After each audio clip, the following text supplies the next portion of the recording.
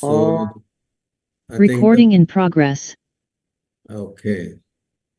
So a very good evening to one and all. I'm particularly delighted because we have so many overseas faculty in addition to our local faculty. And this, like Dr. Rajkumar has mentioned, is a little off the beaten track sort of webinar where we are having a upper limb as well as the ankle arthroplasty session. I welcome you all to the 46th consecutive webinar of the Indian Arthroplasty Association. And I now hand over to Rajkumar to conduct the proceedings. I think the first speaker is Dr. Bhavin to kick start. So I hand over to Rajkumar while Dr. Bhavin is loading up his talk. Thank you. Thank you, Dr. Ajith, for the introductory remarks. And as you also mentioned, we are all looking forward to this webinar. Now, everybody here want to learn from all the experienced faculty. So without wasting time, I would like to request Bhavin. Bhavin is my very good friend, and we did fellowship in Adelaide together, and we all had a good time there academically and socially. So I would like to invite Bhavin to talk on reverse total shoulder arthroplasty for fractures, keeping it very simple. Over to you, Bhavin.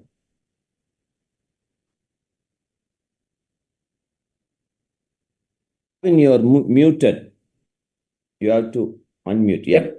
Done. So I was saying, if I'm going over time, feel free to interrupt me.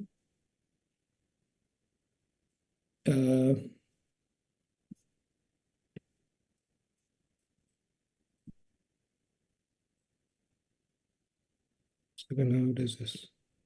Right. Do you have my slideshow now? Yep. Perfect. So I'm a trauma surgeon that end up doing all trauma surgeries, and reverse for the proximal humerus fracture happens to be a part of it. So I'll talk about the reverse shoulder arthroplasty from the trauma surgery framework and trying to keep it simple, not too complicated, something that the trauma surgeons can understand. Here I work at Flinders Medical Center. As Rajkumar said, we did our fellowship together back in 2008, and I've stayed here since dealing with trauma. Proximal humerus fractures, we know the current evidence has always been very heavily non-operative treatment led from Prof. The options are fixations, hemi-arthroplasty, reverse total shoulder, etc. I'm not going to elaborate on those decision makings because they are very surgeon and patient specific, and there's enough work put in behind them. I'm going to talk about the cases where the decision to do something has already been made, and then we are choosing the reverse shoulder arthroplasty for these patients based on their fractures, usually age and the configuration or reconstructability. The fracture dislocations, the quite severe fracture dislocations that you're not going to hang that in a sling and hope for the best function.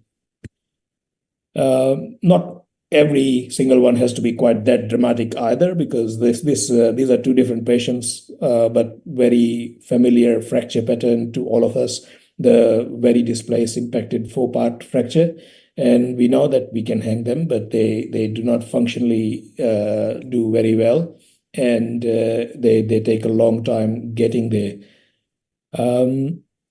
Reverse shoulder for fracture has been accepted slowly and quite reservedly still.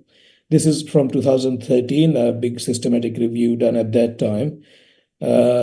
Came to a suggestion that the functional improvements, only marginal complication rates are so high, more than a quarter of them will end up notching, and is not a recommendation. Was the idea back in 2013, but we have come a fair way from that. The more recent works that have done randomized multi-center studies have come in view, and they have shown not an extremely bright picture, but I think at least a positive change that the reverse shoulders have a better range of motion. The flexion and forward elevation of flexion, which is the determinant of functional or clinical outcome for the patients, better functional scores. although they seem to have slightly poorer rotations as compared to hemi. So I'm going to go ahead to the decisions being made and what are we going to do from here. So imaging and planning, we have the standard X-rays and as a part of decision making, but I do recommend CT scans for proximal humerus fractures to understand the fracture geometry, but also to understand, because when you're planning reverse, you also want to know more about what the glenoid is doing and how your base plate is going to sit, what your tuberosities are like. So I, as a trauma surgeon, I work a lot of 3D planning or of the 3D model, because it gives me a spatial orientation of what the fragments are and where they are and what I need to work with. The next step that has come in very handy is this the 3D planning that the Deputy Materialize has provided. And I can put the cases, the CT scan in. I do not make patient-specific implants or jigs or cuts or anything at all. It's literally the patient's fracture scan that gets into the system, and it gives me an approximate assessment of where the base plate should be, what the screw lengths are likely to be, whether the bolt will be safe for this, because I have had a case where a very small glenoid just told me that it's not even going to contain your standard implant. So it gives a good preoperative 3D templating for these patients. So I use that, and because there's nothing patient specific, nothing needs to be printed. It's just a matter of minutes, and it gives me a better control, or at least a better reassurance of what I'm getting into. What are the things that we need to get ready in the theater apart from the implant? Now, it's a fracture, so you need to be ready for all the fracture-related uncertainties. So some extension of the fracture along the metaphysis can sometimes need a cable. This was a propagation done by trying to use an actual cement plug, because this very porotic, like these patients are osteoporotic patients by definition, and trying to put in a plug which was slightly bigger, or probably a bit of a torsional force, or a combination of an existing fracture related into a suspicious crack. So we had to put cerclage around it. And ever since, I've stopped doing this, the manufactured plugs, and I'd rather just put some bone plug in there, because I'm not pressurizing these anyway. The other preparation that you have to be ready for is that in case, for whatever reason, the reverse idea does not work out, because this was a complex fracture that got to us about 3 to 4 weeks post-injury. So apart from the injury to the glenoid and the time, by the time we got to it, the glenoid base plate was so soft that I didn't dare put hang a base plate on. I think it felt like it was going to fall off. So we had to drop the idea of reverse and just put in a CTA hemi into that, because the reverse platform or the reverse stem was there, but not the conventional hemi. So these are the things I would recommend if we're fracture reversing. There are a few basic fracture management things, cerclage cables, and at least a salvage hemi should at least be available to keep you out of trouble. Next is the selection of the implant itself. So this is the big registry study. Greg Bain was involved in that as well. And it found that the predictor of revision surgery for reverse for fractures is male, age less than 65, and uncemented stems. So, well, I can't refuse to operate on men, but I will preferably not do reverse shoulder arthroplasty for people less than 65 years of age. And again, word of reason is that these patients are more likely to probably get repair or fixation rather than arthroplasty. There are a few where I would do a platform hemi, so they can have a future revision if needed, but definitely not uncemented stem in these porotic patients with wide and weak humeruses. So a cemented stem is what I would choose for all my fracture-related reverses. Patient positioning. This is my patient positioning in instruction to the theater. Is the patient goes onto the T-max with a spider. And the brain goes. That's surgeon dependent. That's my patient positioning in the theater with a T-Max and a spider. I had to take some pictures yesterday to make this demonstration of position suggestion, and the ability to extend the shoulder to get in line for your humerus preparation is the key. Glenoid for the fracture reverse is easy as, because you take out the humeral head and then it's right in front of you.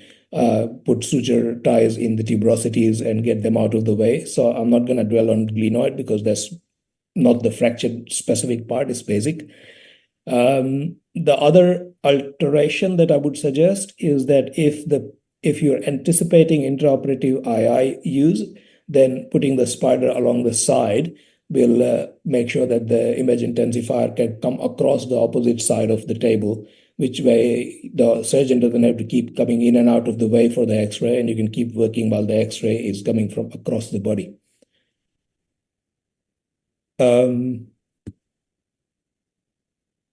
Next part is component position. So keeping it simple in the glenoid, but the humeral component with the fracture, the challenging part is to get the rotation and the height of the stem.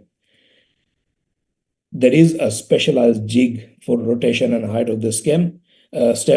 I find this too much to handle in a lot of trauma patients because it requires you to still latch on that jig to whatever available metaphysis is. And there is a lot of adjustment, guesswork, and time wasting there, and still uncertainty to my simple mind. Rotation is simpler. So I fall back into, again, some of our in-house work here, a study of the proximal humerus morphology that showed that majority of the fracture lines along the neck do actually converge right at the calca. And then there's more studies that confirm that this was AO project to map out proximal humerus fracture in osteoporotic patients. And again, it maps out that majority of the fractures run right at the calca, which means if the calcar line is visible on my X-ray and CT scan, that's my height guide, is that I'm going to put the base plate of my reverse right upon the calcar, and I'm going to take that as my guide and not worry about the guide height. If there is more metaphysically comminuted fracture, then I might have to do something else or give them away to Nick to solve that sort of problem for me, more complicated problems. For a simple fracture, I think this has given me enough. You can see this relatively complex looking fracture still has that metaphysical beak maintained, and that gives me a decent enough guide to know where I need to put my reverse base plate on the medial edge. Rotation is more important, and I guess you need to pay more attention to in fractures because that's tricky. Now, this is of the company's its own guide that says that the anterior fin should be placing right against the bicipital groove. And that's a problem because this guide is made for elective arthroplasty or arthritis-related surgery. When you look at the morphology of the proximal humerus, the bicipital groove winds around from more medial to more lateral as it goes upwards.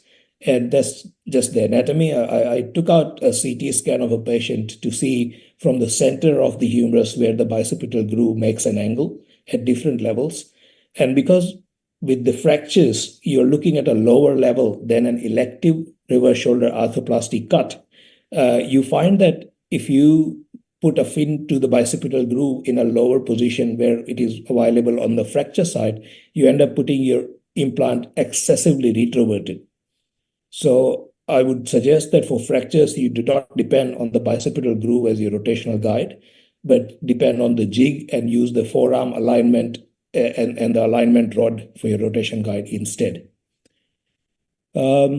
After cemented implantation and rotation correction, tuberosities repair is a contentious part. For elective. You know that tuberosities don't always matter.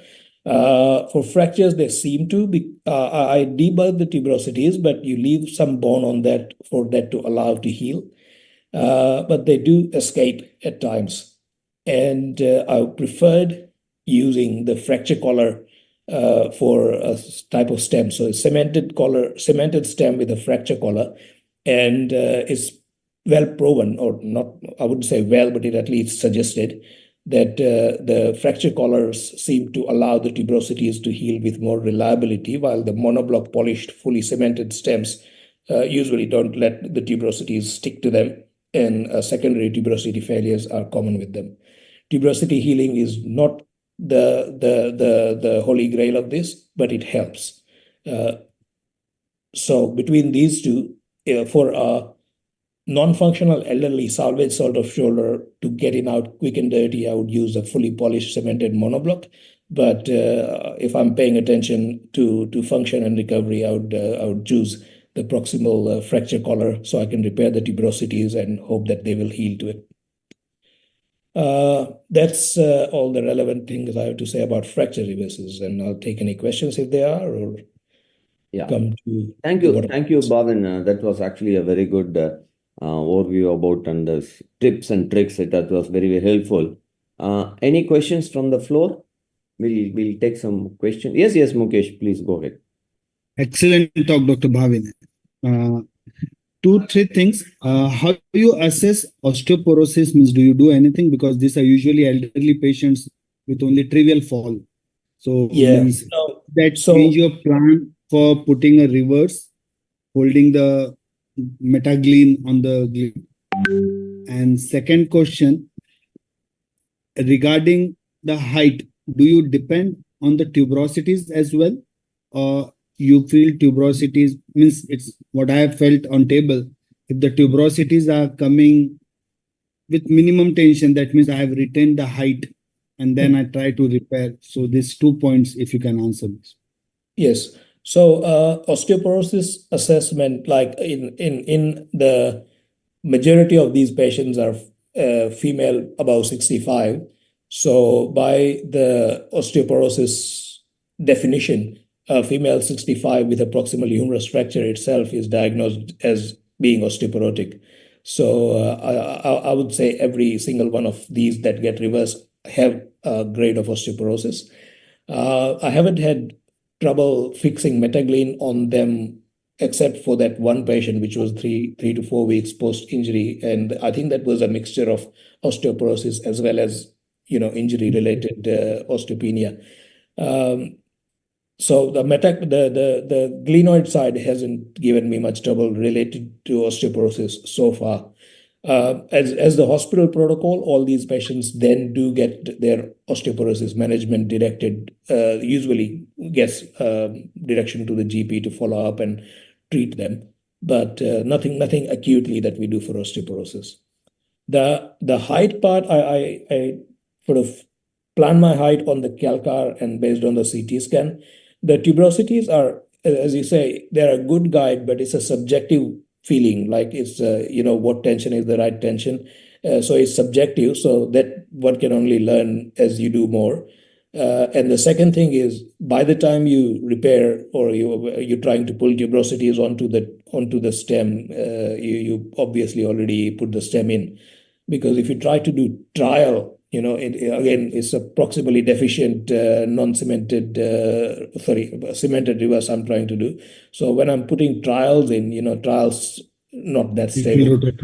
Yeah, it's moving around. So the tuberosity tension is a good reassurance once I'm doing it, but it's not a good guide I can use when I'm actually cementing the stem in. Bhavin, before we take the one more question, can you stop sharing? In the meantime, Nick can load his talk.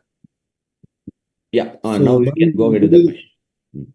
Would you advise to the all who are listening here that we should try and repair the tuberosities whenever you are doing reverse in trauma situation? Yes, that has been my practice.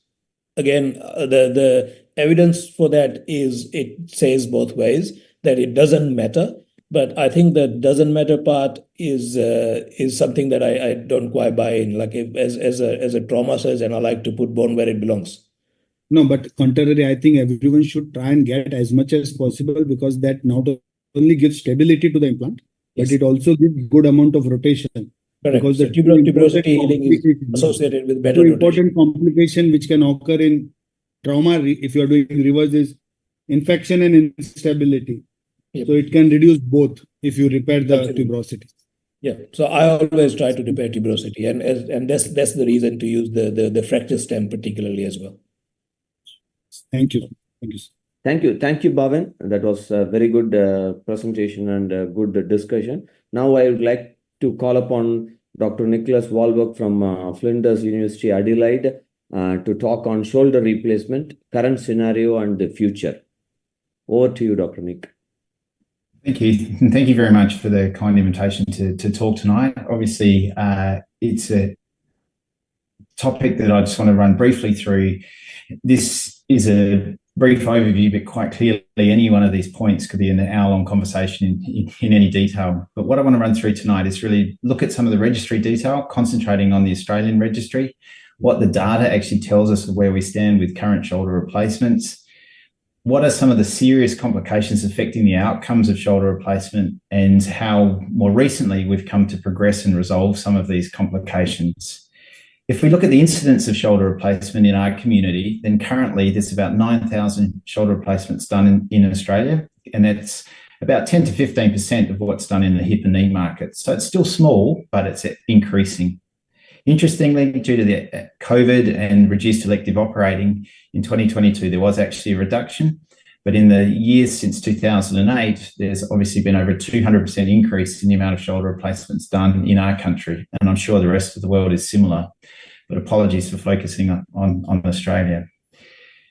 Over that period of time, though, there's been marked changes in the prosthesis that have been used. And if we look at partial shoulder replacements, which covers all of the hemiarthroplasties, there's been a marked decline of those used for shoulder replacements.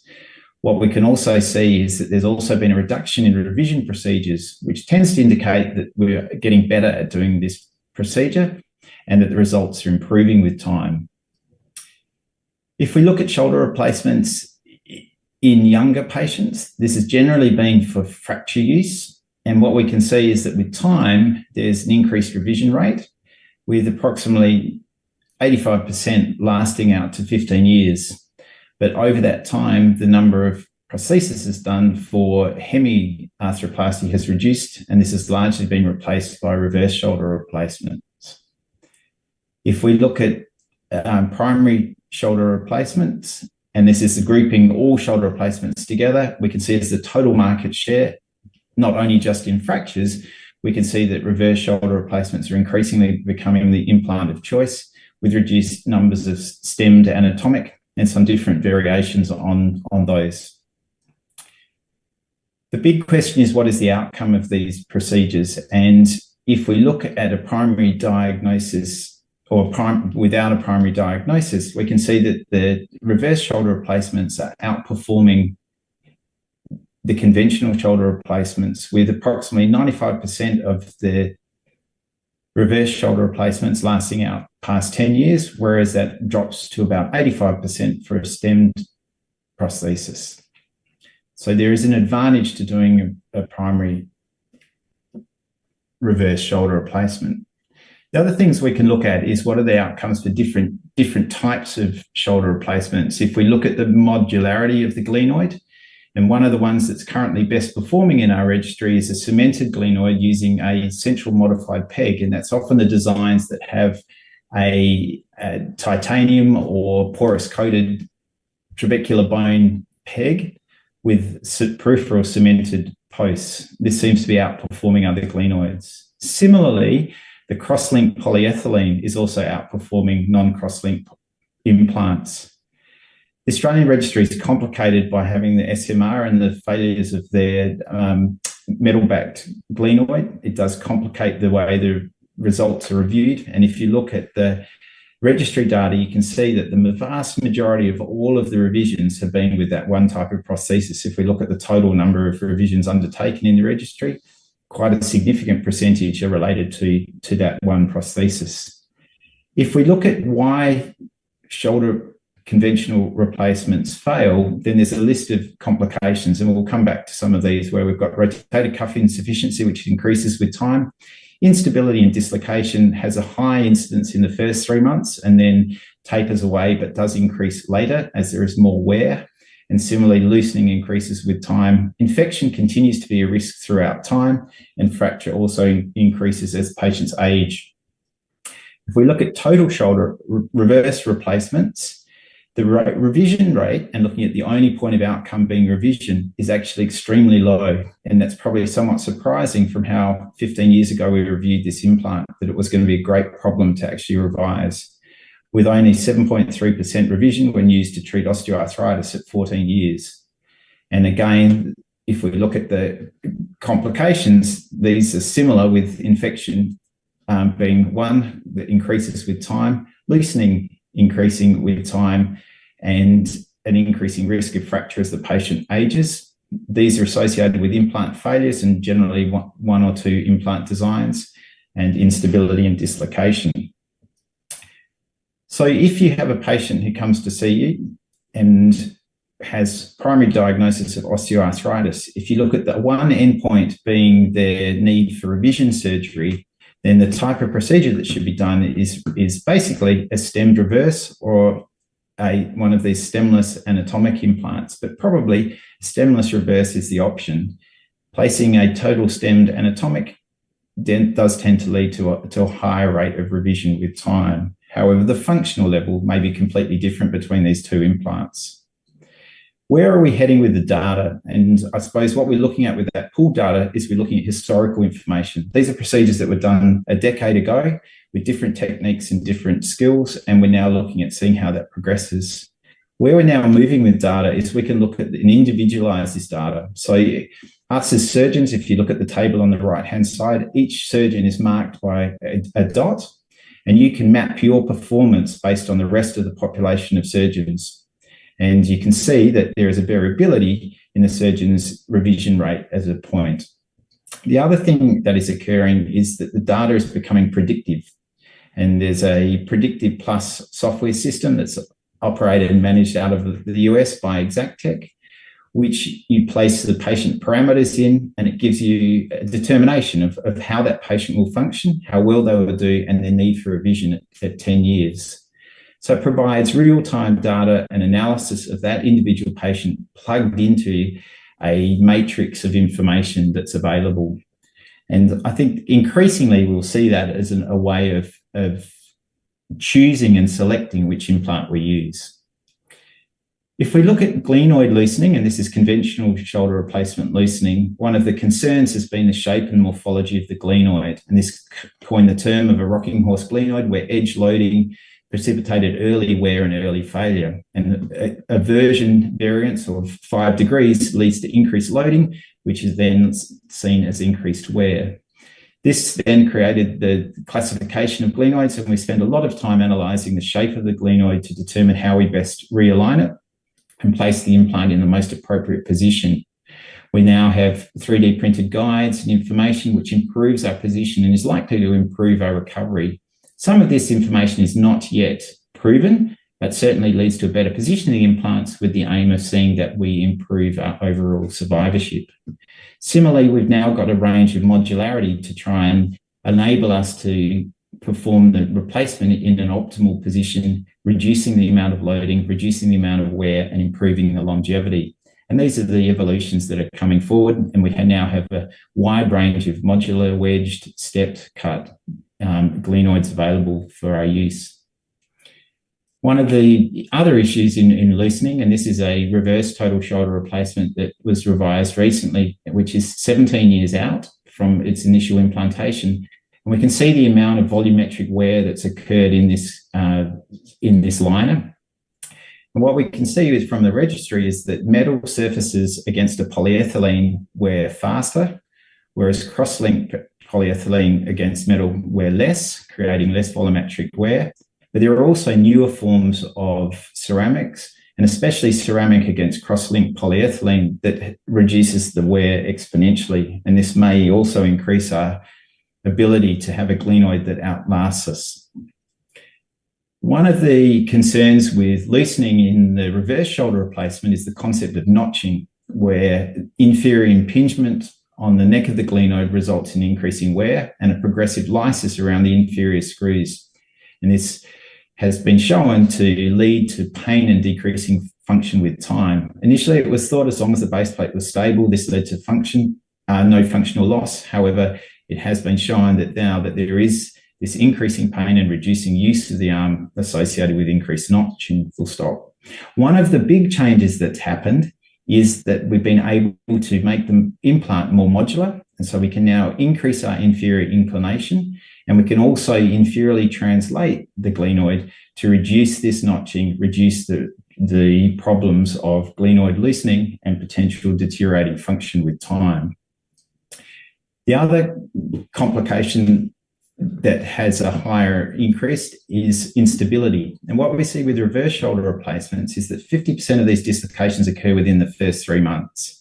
If you can get past that first 3 months, then it's a long time further down the train where you start to get increasing glenoid wear, and that causes a problem.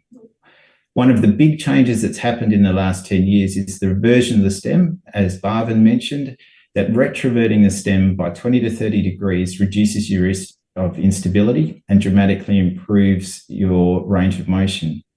This initially was taught to have the implant implanted at neutral, and care is really important for fracture stems to actually reproduce the anatomic position of the retroversion. The other aspect is to use larger glenosphere components, which increases your offset, and making sure that the length in the fractures is back to an anatomic length, as we discussed in the previous talk. One of the newer concepts is this aspect of deltoid wrap, and I interestingly listened to the conversation about reattaching the tuberosities. And in fracture, that's very important, because if you can improve the contour of the deltoid by increasing your lateral offset, then you improve your stability significantly. And one problem that we have is that there is a loss of bone around the proximal portion of the implant that can lead to further instability. We're now seeing implants become available that have a cap or have an augment in metal that sits across the lateral side to improve the contour of the deltoid. And we're also seeing that in complex instability scenarios, we're actually reconstructing the tuberosities by using allograft or bone from elsewhere, and even in major fractures, utilizing part of the humeral head by increasing that lateral augment. What has also become an increasing feature in patients who are older having reverse shoulder replacements is acromial stress fractures. And as we discussed, the risk in these osteoporotic patients who often have limited use with their arm prior to the replacement, we're now increasing our lateral offset. We've found an increasing instance of acromial stress fractures, and currently the reported literature has that at about 1 to 8%. It's more common in females, and it tends to be more common if there's a component of obesity as well. There's the initial ones where you see an osteochromiale and pre-surgery fracture evaluation. They're relatively simple and tend to not cause a deteriorating function. However, the more medial the fracture is, the more likely it leads to permanent dysfunction. What we're finding now is with our planning software, we've been able to find very defined numbers about how much we're increasing the superior inferior distance, how much we're translating it anterior posteriorly, and what the medial lateral offset is. And this can give us quite a large number of variables that we're looking at that offset. What we don't know is how far we can push these. And I think with time, that's one of the things that we'll start to see, is that we'll have greater understanding of what these numbers actually mean, because at the moment we're able to see the numbers, but we really don't know how that affects the outcome, survivorship, and of these complications that lead to deteriorating function. The other aspect that all of us face is the risk of infection. Now, around the shoulder, the biggest problem is Cutibacteria acnes. It makes about 70% for us of deep prosthetic joint infections around the shoulder, which is quite distinct from knee replacement or hip replacements. This bacteria is quite resistant to normal topical agents because it lives deep in the pores. And what we do know, though, is that there is some ways of preventing it. And the prevention is probably the key. Using pre-wash soaks and decolonization techniques of topical antibiotics can actually reduce your risk of infection, as well as during the theatre, reducing the amount of traffic and access to the theatres. Also, a shorter duration of surgery. The biggest risk factor, though, is males and diet-related diabetics, and obviously the risk of smoking. For prophylaxis, it has to be a tailored approach depending on the instance and your institution antibiotic use. But coming up into the future, and this is where the problem lies, is that we are seeing that certain prostheses have been developed that have specific coatings that resist bacterial colonization. This microsubstance structure on the prosthesis means that the bacteria just cannot adhere to it if it has certain coatings on it. So this may well be the way we head with the prosthesis actually becoming permanently resistant to antibiotic coatings. There's also some evidence of alternate treatments and decolonization by using blue light therapy to try and remove the specific bacteria of Cutibacteria acnes. So what I hope into the future is that some of these serious complications that we're seeing that are a risk for revision start to reduce, and that we see more longevity in our shoulder replacements. Thank you. Yeah. Thank you, Dr. Nick. Now we can take some questions. Any questions? Mukesh, Dr. Mukesh, Dr. Harvinder? So, sir, in your scenario, how much percentage of patients you are doing total shoulder, anatomical total shoulder, vis-a-vis a reverse shoulder in primary OA with reasonably intact rotator cuff? Yeah. So if you assume it's a patient, so there are different groups into that, but overall, my numbers are about 80% reverse and 20% conventional shoulder replacement. The group that's probably changed is the female that's aged over 70. Even if they have an intact rotator cuff, I feel there's a high risk that they would deteriorate. And so I tend to do a reverse shoulder replacement as a primary outcome for that group.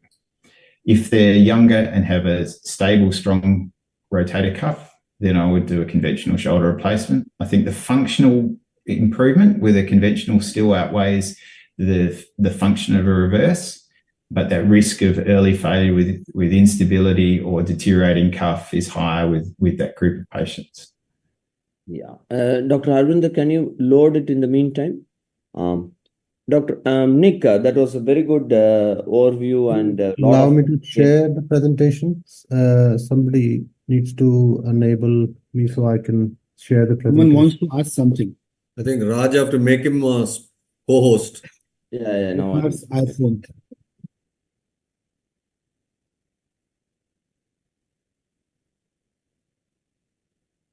Unmute yourself, Dr. Krutat, and then you can ask.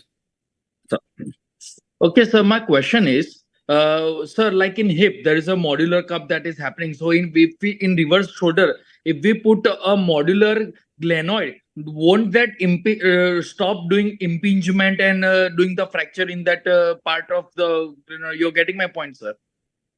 Yeah. So probably if there's a whole series of biomechanical papers that look at the best way to reduce that level of impingement. And if you inferiorly tilt the implant and you translate it inferiorly with a modular component, so you place the base plate and then have a modular head that's eccentric that allows you to move it, then that's the best way to reduce your impingement rather than having an articulating prosthesis such as in the hip replacement. This is not a linked prosthesis where you've got similar to a hip where they're really much more congruous than you are in the shoulder. There's quite a degree of incongruity. Dr. Arvind, you can share it. In the meantime, Dr. Nick, I have one quick question. In India, we see a lot of inflammatory arthritis in shoulder. Yes. So, which one you will suggest? What arthroplasty for an inflammatory condition? So with inflammatory arthritis, it does depend on how good the control is with the disease-modifying agents.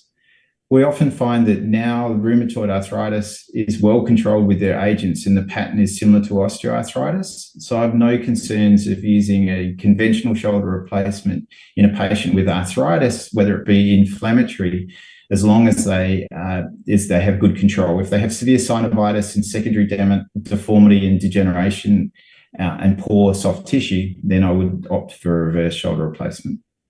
One quick last question. Do you use... To add to it, Dr. Rajkumar, most of the patients with inflammatory arthritis in India, they report too late. So that will also depend upon the amount of glenoid bone loss, how you deal with it. Okay. Yeah, that's a good point. And Dr. Nick, last question. Do you use always X-ray machine or a C-arm during the surgery for your placement of the implants? No, I don't. I don't use a computer targeting either. I use a PSI model for my glenoid, but no imaging intensifier. The only group that I do is for fractures to check my height. If I've got concerns about the height of the prosthesis, then we use the image intensifier to assess when we've got the trial prosthesis in, that we've got the position and the length correct. Thank you. Thank you, Dr. Nick. That was a very good talk and discussion. A special thanks for taking your time in the night, midnight, to come and give us this presentation. Thank you. Well, thank you. Thank you. Thank you very much for having me. Thank you. Now I'd like to call upon Dr. Harvinder Singh from UK to talk on elbow replacement in arthritis. Over to you, Dr. Harvinder. Hi, thank you. Can you hear me? Yep. Okay, thank you very much, guys, and thank you. I've been a consultant for 14 years, and I've been doing elbow arthroplasty. And as Nick mentioned, that these DMARDs have actually reduced our work of elbow replacement, but there are certain conditions where elbow replacement can make a big difference to the patient. So I'm just going to talk you through elbow replacement in rheumatoid arthritis, particularly, and maybe in some conditions with osteoarthritis. So I work in Leicester, UK, and I'll just share this. So I'm going to talk about some principles, the approaches, the prosthesis you can use, the outcomes, and some of the complications that you should be aware of. So I have this 64-year-old lady who comes to me. She has tried DMARDs for a while, but she couldn't tolerate them. And she says her elbow has been quite painful. And this is the X-ray which I could get of her. And you think about the X-ray and you think, okay, there's not a lot I can do here. I don't know. You guys can probably think of putting some sort of allograft and putting a hinge fixator. I don't know, but these are the kind of situations that I come across, and the patient come, I want pain relief and I want movements. What should we do with this? So this is another example of a patient who has recently developed rheumatoid arthritis. She is actually 67. And over the last 4 years, she's had more and more worsening with her rheumatoid arthritis. She couldn't tolerate DMARDs because of, she tried methotrexate, but was tried on other things, but she couldn't tolerate the other DMARDs. And she said, okay, I want something done for this elbow. So these are the kind of situations that I think has some role, but you need to know the ins and outs of elbow arthroplasty before you start doing them. So in my book, the indications for an elbow replacement is a patient who is old, who is low demand, preferably more than 65, 70, and particularly in inflammatory arthritis or rheumatoid arthritis, which is proven rheumatoid arthritis. There are certain situations in elderly with pre-existing osteoarthritis, but again, I would prefer that to do in elderly. And I think Ram is going to talk to you about situations where we can do it in fractures. So I'll leave that for Ram to talk about. So what are the kinds of elbow replacements that you will see? So the most of them that you will come across and most successful ones are the linked elbow replacements. They're called linked because they have a hinge, but it's a sloppy hinge. And they are stable in varus and valgus stresses, which gives them inherent stability. Here, you're not relying on the ligaments to keep the joint stable. You're relying on this sloppy hinge to keep the joint stable. In unlinked, which can be sometimes done in a relatively younger patient, you can do a more bone-sparing approach, but you can use an unlinked elbow replacement. But there you have to be more critical and balance the ligaments because that's what will keep the elbow stable. So those are the two main things that you need to think about. But you'll say, why do you want to link them together? So they have this prosthesis which go into the humerus and into the ulna, and you can see the anatomical curves which are there. And this pin, the sloppy hinge, is what keeps the elbow joint in place. The importance of the hinge, especially in patients who are arthritic, inflammatory arthritic, they have loss of bone, and also their ligaments are unreliable. The collateral ligaments may not function for long if the rheumatoid arthritis progresses, and they have more and more bone loss. So you can actually not rely on those ligaments and use a hinged elbow replacement. So in terms of approaches, I usually use the Newcastle approach, but there are something called a triceps off approach or a triceps on approach. The triceps turn down is where you are actually taking the triceps off the olecranon with either a sliver of bone. Like here, we can take a little chip of bone from the olecranon with the triceps and peel it completely off, and then you get a straight view into the elbow joint to do the arthroplasty. Or more popular now is something called a triceps on approach, where actually the whole of the elbow is dislocated and the triceps is left attached to the olecranon itself. So that has better results because the risk of failure of the extensor mechanism is less in triceps on approach. So Bernard Murray with the triceps off, he completely took the chip off and based it and peeled the enconeus off and the whole of the lateral side off. And this is a Newcastle approach, which I prefer to use. And here we take a tongue of the triceps, but leave it attached to the olecranon and then go para-olecranon and open the joint up this way. The ease bit here is that you can reattach the triceps tendon back up, attached to the extensor mechanism, and that actually gives a better reconstruction afterwards and better function. So I tend to do it in a lateral position. You use an arm holder. Laminar airflow is important. Use a tourniquet, but ask them to give us a narrow tourniquet. And you have to be aware of the prosthesis which you are using. And I think Conrad Murray is probably what is there in India, I think.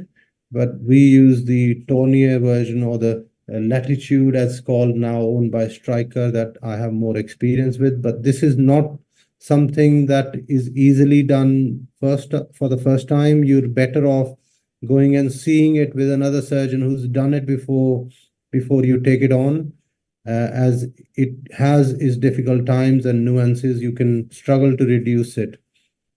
So the key steps here is that you have to size the spool based on the anatomical size of the patient, and you align it in the humerus and the ulna.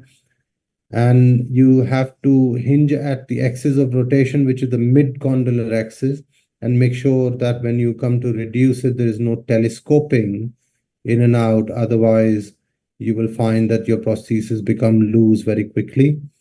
You open up the canal, be careful on the ulnar side. I have done this before. I was reaming from the lateral side. I made a hole on the ulnar side and I implanted the prosthesis in the beginning with it sticking out. I had to go in third day and re-revise it, but I would suggest you take an X-ray to make sure that you are in the center of the ulna. Check for anterior and posterior impingement when you flex the prosthesis. And I always put a bone graft under the flange.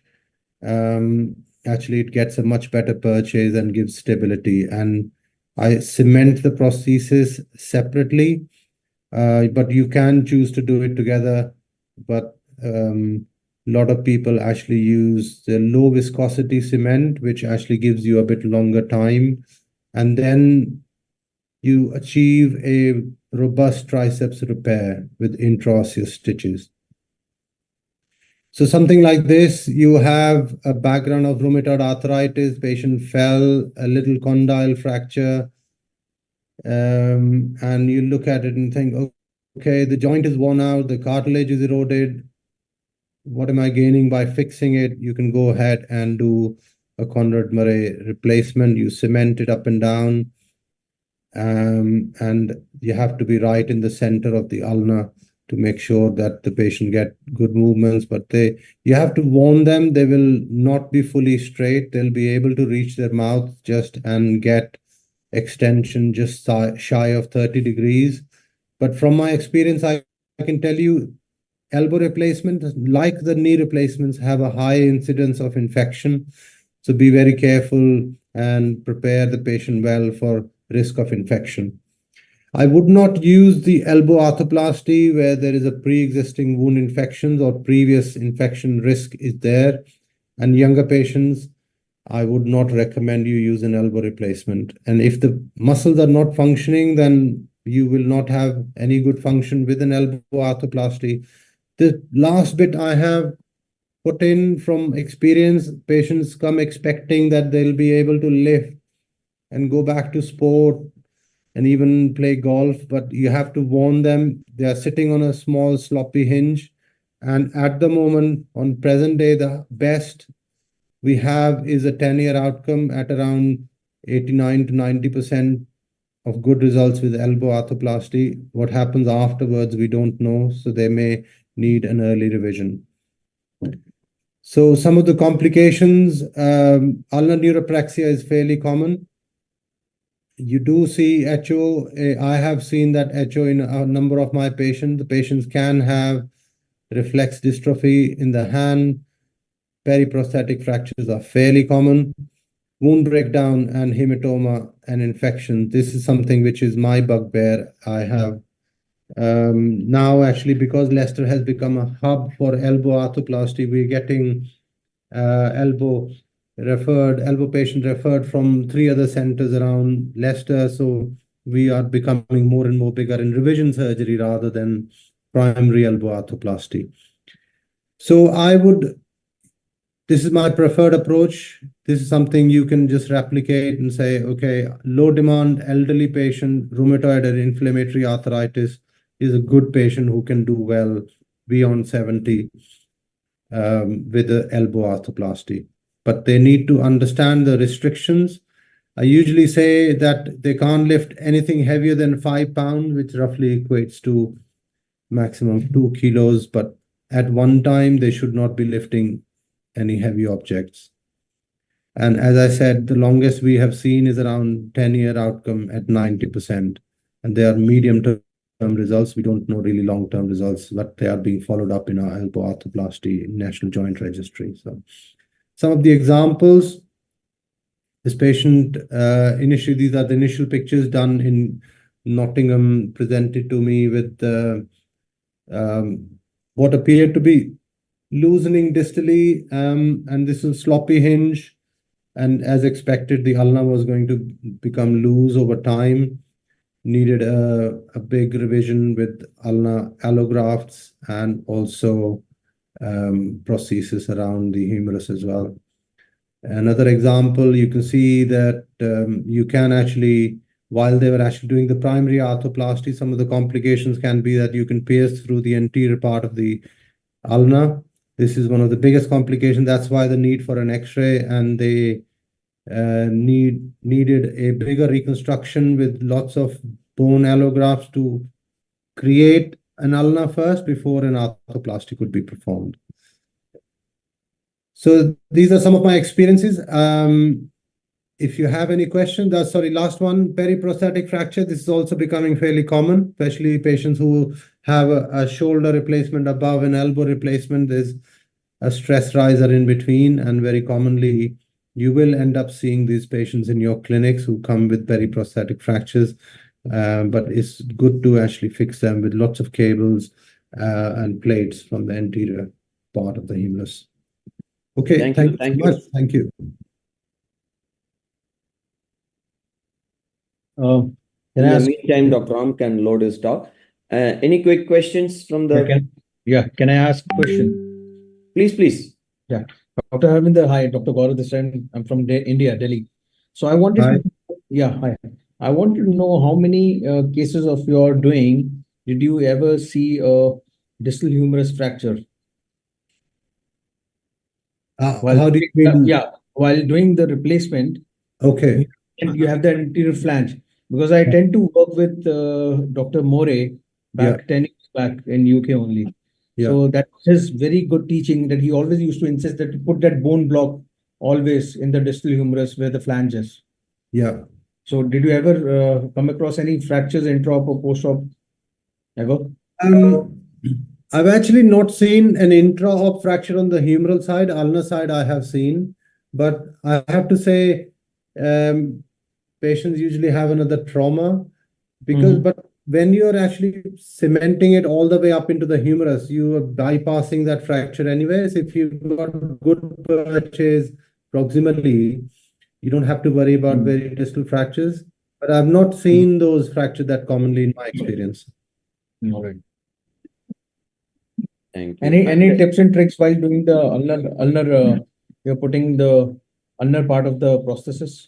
Any tips and tricks? Because you mentioned that you have taken on third day, you tend to see the X-ray and the component was out in the ulnar side. So why don't you use the C-arm intra-op? Why you want to take the patient again? Just asking if you can avoid these kind of circumstances. No, there are a few tips and tricks. So always I use a small burr and I use the burr to actually open up the canal. And once you have found the burr, then you use your reamers slowly. And you can use your smallest reamer as a sound. So you use it put it inside and feel each of the cortices. So you actually feel that there is bone all around before you start using the bigger reamer. So you have to make sure you are still intra-op. But the best thing to do is use a burr to create the trough in the ulnar side and then open the medullary cavity with the burr rather than using the reamer straight away. Thank you. Thank you, Dr. Harvinder. That was very good tip and also a good overview about total elbow in arthritis. Thanks for joining. And now I'd like to call upon Dr. Ram Chidambaram for the talk on total elbow replacement, when and how in Indian scenario. Thank you. Can you hear me, Rajkumar? Okay. Yes. Ram. Yeah. Please Thank you, Rajkumar. Thank you for the invitation, and thanks, Harvinder, for coming during busy theatre schedule and presenting. And he covered half of the slides. I think there'll be some overlap. I will just lightly talk about issues on those slides to skip and concentrate on the fractures. So elbow is the fourth commonly replaced joint, but it is not done in a big number because two factors. Number one, risk of revision. The revision rate is high compared to any total joint arthroplasty. And second, risk of complication. I think he has shown a lot of complications. Around 15 to 20% complication can happen in total elbow arthroplasty. So one has to be very careful, choose the right indication. Yes, rheumatoid and osteoarthritis were the classical indication. I highlight indication for fracture. Example of this, a 60-year-old gentleman, distal humerus fracture intra-articular. You take the CT, it shows a coronal shear fracture. What would you do? My primary aim in all supracondylar fracture would be to get osteosynthesis if possible. If the bone quality is good, go for osteosynthesis, your preferred approach, preferred plating technique, and you could get decent outcome. Flexion, extension, if you start early mobilization and a rigid fixation. But the same patient, same injury happens in a 75-year-old lady after road traffic accident. She has like this bone, distal humerus, fragmented coronal shear, multi-fragments. Are we going to fix this? Can we get a reliable result after fixing? What is the complication due to osteoporosis, metalwork problems? So there are some advantages of primary arthroplasty in this situation. Better functional outcome supported by literature. We are not waiting for the fracture to heal. There is no risk of metalwork failure. And these are the conditions where the ORIF is not reliable or predictable. This is my indication. Comminuted distal and humerus fracture in a low demand physiologically elderly patient. A fracture that is not reconstructible. And if the patient has some pre-existing degenerative or inflammatory arthritis on the top, she has a fracture. The patient should be medically fit, compliant, because compliant is very important. We don't want a non-compliant patient with elbow. They can have a fracture or loosening early. Surgical skill, implant equipment availability. So a patient comes like this, an old swipe injury, flail elbow, had a flap cover. Sir, can you replace my elbow joint? Patient is 20. I wouldn't. The important thing is contraindication. Any previous history of infection, absolute contraindication. And inadequate muscles like biceps, triceps, poor skin coverage, multiple flap plastic surgeries. I think we are taking high risk in those conditions. Again, I talked about the compliance. And the last is Harvinder mentioned about the young age. Young age is a contraindication. Choose the right prosthesis. This is very important. Why? I will talk you through briefly and then show some example why not to do certain type of innovative prosthesis. Now, this is the patient, 56-year-old lady, had this innovative implant elbow replacement elsewhere, and she presented to me with this scenario. And you see that it's a metallic hinged prosthesis, and it is already loosened at the distal humerus and broken. Again, another patient had innovative implant surgery. You see that extra-articular fixation plating with the rigid hinge. We know it is going to break, and it has broken at the elbow level. Okay, so these are all the things which remind you that elbow is not knee joint. Elbow is a sloppy hinge. They've got two plane movement. There is a less bone stock and a very slender ulna we are talking about. There is nothing similar to knee, and do not treat like as a knee. Why? There is a high torque at the interface, and that leads to loosening and failure and fracture of the prosthesis, etc. And if you put a rigid metallic hinge, there will be metallosis and consequent issues. So which prosthesis to use? This is the history of elbow replacement. Started with excision for septic, then interposition, then moved on to rigid hinge design. Then we have come a long way to this linked, unlinked design. Harvinder showed that. I just show an example of second generation. This is the Kudo prosthesis, more anatomic, radial head option available, greater poly at articulation, less loosening. But this is not for late stage destroyed arthritic elbow with poor bone stock. Second generation is a sloppy hinge that allows bit of movement, medial lateral laxity, and it can be used to treat all elbow condition. There is some cons, less PE is available, and stress at the bone implant interface. So we have some modification in the third generation, which we are using currently. This is available in India. This is more anatomical design, bone conserving, and with the anterior flange, loose hinge articulation with more poly at the interface. So this has got good long-term survival. And if you look at that, how does this elbow replacement perform in fracture in elderly? We have a 10-year follow-up of 44 patients in Mayo Clinic data, which shows it is better than in rheumatoid arthritis. So it's good results. But if you compare a systematic review of meta-analysis of total elbow replacement versus ORIF of a similar patient, there is a similar functional outcome, and there is a trend towards high complication reoperation with ORIF. Again, randomized controlled trial, 42 patients with the fracture put on ORIF or total elbow replacement. See them, that is operation rate is reduced, reoperation rate with elbow replacement, and better functional score and improved range of movement. So there is no doubt the functional outcome is better and the complications are less with the primary elbow arthroplasty for a comminuted distal disc fracture over the age of 65 years. Now, I just want to touch base on this, which is not yet available in India. This is elbow hemiarthroplasty. This is a paper from Joydeep Farnish, my former fellow from UK, and is a proponent of hemiarthroplasty of the elbow. Here we replace only the broken component, that is the distal humerus. But the thing is, you need to attach the condyle or the ligament, like this complex attachment that needs to be done as a key factor to have stability of the system.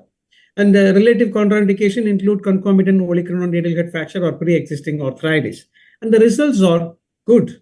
Hemiarthroplasty or total elbow replacement, if you look at that, the dash score was better with a hemi, but the functional outcome and complications were similar. Same way, a multi-centered randomized trial comparing hemi versus TER, total elbow, shows no difference. So it is a good option if you want to preserve bone. And this is the Australian registry data, which shows, in fact, the cumulative revision is higher in total elbow compared to hemi, because in the total elbow, the loosening is more at the humeral side, ulnar side, because of the total elbow articulation. So what is the approaches? And he has touched on triceps reflecting and triceps sparing. And transolecranon is not a good approach for elbow. my preference is go for paratricipital and lateral paraolecranon. So this is the triceps reflecting Brian Morey classical approach. And we moved on to that. The next is the triceps tongue split. In occasion where there is a post-traumatic sequelae, contracted triceps, etc., the patient has pre-existing stiffness, we might need to do this because we gain some length. And the third is medial paratricipital and lateral paraolecranon. This is entirely triceps preserving. So you can preserve the triceps and the patient can mobilize immediately without any late triceps insufficiency. So whatever you do, these are the tips. Create full thickness skin flaps, avoid excessive retraction and tissue handling, careful hemostasis and use of drain, and protect the ulnar nerve, identify, mobilize, protect throughout the surgery, gentle handling, don't put any artery clip or anything for retraction, just identify and leave it, transpose only if required. Humerus preparation, you have to put the largest size possible, all these mix and match sizes, so sizing is not a problem. Anterior strut graft, if required. There was a question about how to put or what is the risk of fracture. I normally put it only if there is a gap. If the original prosthesis, there is very tight space, you don't need to put, you can put as it is. Second, correct rotational alignment is important. And lastly, preserve or excise the condyle. In a fracture scenario or a post-traumatic sequelae, what will you do? Preserve or excise. And this is a good study, but it's a small number, but the follow-up is for a long time. I mean, totally a follow-up of 13 consecutive patients, condyle resected in 7, condyle fixed in 6. And if you look at that, the functional outcome is similar, but there were revision in 4 patients in the resection group because 2 bushing change and 2 humeral loosening. So basically, I think if you retain the condyle, that is better. And if there is a fracture, sometimes I resort even to fix it with the small plate and screw or a single screw to preserve the bone around the distal humeral prosthesis. Ulnar preparation is the key. I think Harvinder, in the question answer session, he touched it very clearly. The entry point is important. Use the burr, get into the alignment, sound probe, use the C-arm. Any doubt, you have to do a C-arm. That is very important because it is easy to breach the posterior cortex. And the final implantation is the moment of anxiety and stress, just about 1 or 2 minutes. When in a fracture scenario, this has to be done together in one go as well. So, couple of examples. We have a 75-year-old lady after road traffic accident. This is the lady I shown for the example picture. And you look at that, it is distal comminution. And I go straight in. This is the Conrad-Murray system, triceps tongue type incision here. This is the ulnar nerve identified. And that's the range of the X-ray. And you could see that here I have used a small bone graft because there is a gap. So that is the post-op. And post-op, I normally leave them in extension plaster for 24 hours and start mobilization after that, straight away. So that is the strut. First to 48 hours POP in extension, elbow elevation, 2 to 14 days elastic stocking and mobilization, active movements. End of 2 weeks, they should be getting near full range movement. And encouraged to use for activities. This is the same patient at day 3 post-operative with a stockinette and pain-free movement of the elbow. This is not possible in terms of when you do ORI for fractures.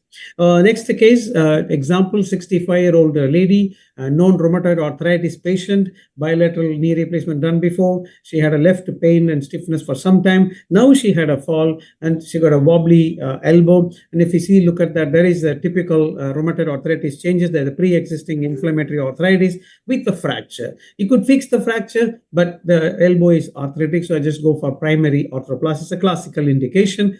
Here we have used the Biomed Discovery system. This system we used before, but it is no longer available in India or even in the world. It's taken off the market.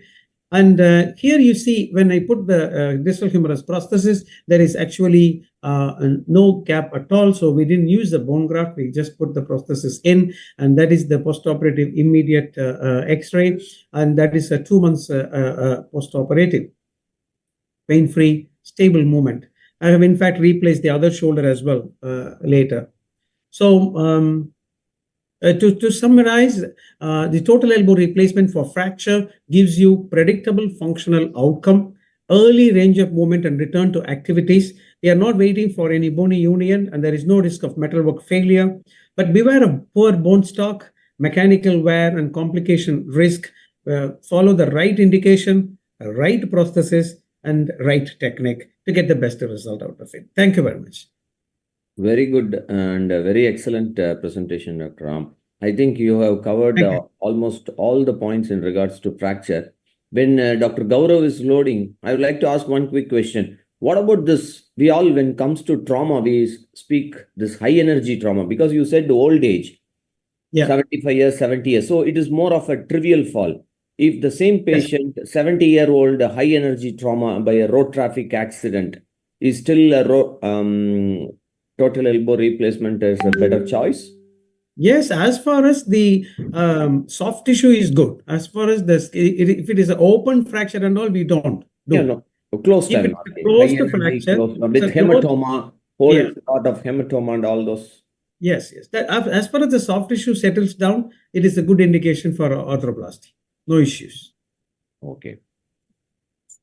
That's good. That's good. I think you have covered not much of questions to ask, because you have very concisely we have given the correct indications and the implant. That's a good information from your talk, Dr. Ram. Thanks once again. Thank you. But there is one couple of quick case presentations in elbow. So I would request Dr. Harvinder and Ram, if possible, to stay. Dr. Gaurav, over to you. Hi, good evening all. So I'm going to present a very interesting case of radial head fracture, who just came us in the month of April. So, and what are the post sequelae happened with the patient? So to start with, we had a 36-year-old female, which was right hand dominant. It was a professional system administrator, presented to us 2 days later after the injury from a fall from height. She was while trekking, wall climbing, during which she injured her right radial head. She presented to us with the case with the X-ray. On examination, there was no external wound. There was swelling present. The range of motion definitely was restricted due to the pain. The DRUJ was stable. There was no distal neurovascular deficit, and there was no axial opacity fracture dislocation. The muscle hernia sign was negative on ultrasound of the forearm. So this was the X-ray which she presented to us with. It was done outside. So we can see here this is Mason type 3, in which there is a fracture dislocation of the radial head. So what can we do in such cases? Either we go ahead, fix, but type 3, we always have to think of doing a radial head replacement. So this was the intraoperative C-arm images. Sorry, go back. Now, was CT scan was performed or not? No. I was waiting for that to come. The CT scan was not performed because we thought it's a straightforward radial head fracture. We did not do it at the first go. But I'm going to come to the sequelae. I'll answer that question to yours. Okay. So the question was whether attempt was made to fix it, because it looks like a good size fragment head. When we opened it, it was severely comminuted, so we did not even try to think of fixing it. We had it on the table. We always have the inventory on with us, but we did not even think of fixing it when we opened it up. So this was the C-arm image, and this was the press fit. So we have the coronoid sign, the head, the proximal part of the, if you can see the head of the prosthesis and the coronoid sigmoid notch, they are in line. And similarly, on the sagittal one, you can see it is in line with the coronoid. So, but there are papers which say that 0.9 millimeter range up and down is accepted in sagittal images. And we have this sign in which the medial as well as the lateral ulnohumeral space is equal, which shows fixed and it is a stable elbow. So and what about the status of the ligament? No, they were all intact except the annular ligament, which was found to be torn. So which we actually repaired it intra-op. All right. So, and I'll show you the images. If you can see here on the lateral image on the right side of your screen, you see some bony flakes above the prosthesis, right? So those were the places where some bone was there, which and to which the annular ligament was attached. So we actually stitched it back using an Vicryl Nethibond. We stitched the annular ligament back, and we checked the intra-op stability of the elbow, which was found to be very much stable. So this was the immediate post-operative image of the patient. So there are numerous literatures which says that the radial head in Mason type 3 is, you have to always straightforward go with the radial head replacement in Mason type 3 fractures. So there are multiple literatures we went through, we have scanned, and all were supporting what we did. So we used XLO, next gen kind of prosthesis, in which we used a small radial head with radial stem large. And it was a cementless, it was more of a press fit kind of bipolar prosthesis. So this was the intra-op images. The flexion was achieved completely. So was the extension and the pronation, and as well as the supination. The post-op rehabilitation we followed with splint and arm pouch for 1 week. Then from 11th day, we started her active and active assisted range of motion.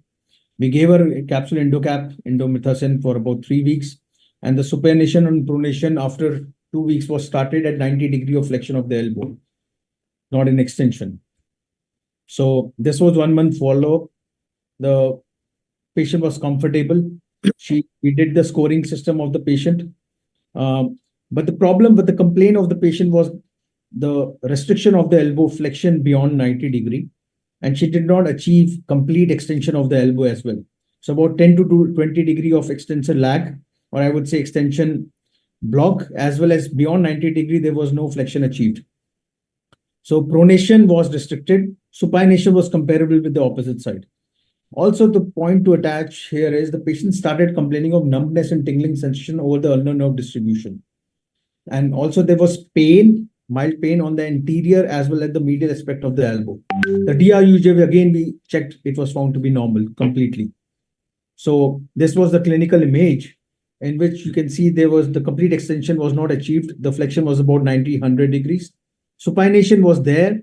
Pronation was again restricted. And because she's an wall climber, trekker, and that's why that was also the reason we attempt for prosthesis or a replacement rather than going for a fixation also, because she wanted the movements from day one. So this was 1 month post-op. We did the Bromberg and Morey rating system, and 4 months the same system. So we had so 1 month Broberg and Morey rating system showed fair outcome, and at 4 months it was good. So she was improving. Similarly, Mayo elbow score we achieved, and which showed 1 month it was poor, at 4 months it was again good. So she was improving, but she was not completely satisfied because she wanted her range of motion complete, elbow flexion as well as extension. So she wanted to, and also like I mentioned that she had ulnar nerve irritation also. So we thought of investigating her. So this was the followed up X-ray. If you can see on the medial side, there is a bit of heterotrophic ossification which is being formed here, as well as there's a chip in the anterior aspect also. So that was these two places where she was complaining pain. There was tenderness on clinical examination. So this was the CT which we did. The prosthesis was found to be in level with the sigmoid notch. So there was no problem with the prosthesis. There was no overstuffing of the joint also. So similar on the sagittal sections, the prosthesis was absolutely okay. But the problem here was the medial aspect. Again, you can see the axial section. There is heterotrophic ossification which is formed. We did an MRI also. So what is the exactly problem? So then we come to a conclusion that this heterotrophic ossification is actually irritating the nerve of the, that's why the patient is complaining of the ulnar nerve symptoms. So the MRI findings showed satisfactory radial head replacement processes. There was no loosening, there was no overstuffing of the joint. There were small loose bodies with the within the ulnar humeral joint. If you can see here, there was midline trochlear ridge, whole aspect of the elbow at the site of corner tip. There was a bit of avulsion. There was less than 25%. And there was osseous fragment at the ulnar attachment of posterior band of UCL. The nerve conduction study we did was normal, absolutely normal. So what to do ahead? So we went to literature, what exactly could be the cause. So the post-operative elbow stiffness, pain, ulnar nerve palsy, pin, HO, these are more related to the trauma than the surgery. So this is a paper has been published by Daniel in year 2014, which showed these things. Then we went to heterotrophic ossification. The overall incidence which has been reported is about 15 to 37%. The risk factors is delayed surgery, longer immobilization, but in our case, we did not, the patient came to us on second day following the fall. So delayed surgery was out of question, and we never immobilized the patient for long. But if you look at the Hastings and Graham classification of HO in post-radial head replacement, the patient landed up in 2C criteria, which was basically pronation as well as supination, flexion as well as extension. That means both plane range of motion were restricted. So NSAIDs, radiation, falling injury and surgery, there is no much of significance which we found on literatures. There's another study which showed the ultimate range of motion following contracture release with or without heterotrophic ossification patient. There was no much of significant difference. Another studies, we went through multiple studies basically. The significant loss of elbow range of motion following radial head replacement with heterotrophic ossification was in 32%. This was actually published in 2001. 48% out of 27 patients had heterotrophic ossification with 20-degree elbow flexion contracture. This was published in 27. So this paper actually helped us that this is a part of following the trauma, the patient has flexion contracture as well as heterotrophic ossification. So radiation therapy, we thought of going for a radiation therapy, but it was in very initial stage. So it has advantages that it delivers locally. There's no systemic effects. Patient compliance is also not a problem. It doesn't depend on gastric absorption and all. Multiple random control trials showed indomethacin and radiation therapy helps in heterotrophic ossification. Ulnar nerve neuritis with heterotrophic ossification post radial head replacement, we did not find much of literature. The literature on web was insufficient, in which the patient following post radial head transplant had ulnar neuritis. So we could not find much of literature with ulnar nerve problems. So what did we do? We underwent, so we thought of take the patient to the OT. We planned for arthrolysis, removing all the loose bodies in the ulnar-humeral joint, excision of the loose bodies and transposition of the ulnar nerve anteriorly. So this was the intra-op images. We went medially. If you can see, this is the thick ulnar nerve. The heterotrophic ossification was just lying around the medial epicondyle where the nerve was actually passing by. So we released the nerve, removed the heterotrophic ossification part, took a flap of the band of the fascia, take it as a knot and tied it so that we checked it that the ulnar nerve is not again coming back posteriorly and it stays anteriorly throughout the range of motion. This is the intra-op images in which we are flexing the elbow joint and seeing whether the ulnar nerve is coming posteriorly or not. So it was very much staying anteriorly. So we actually released up till the Osborne's ligament and down also we went and released the ulnar nerve completely. So this was the images. This is the intra-op picture. We have almost achieved complete flexion of the elbow as well as extension of. You can see the elbow lying flat on the table. So the range of motion was complete following the transposition as well as the heterotrophic ossification and removal of the loose bodies. This was the post-op image. So this is the patient. Actually, surprisingly and fortunately, the patient came to the OPD today only for a suture removal. And this is if you can see, she has attained almost a complete extension of the elbow, and range of motion of the elbow flexion is also up till 130 degrees. And pronation, supination also has been achieved. And she's very happy.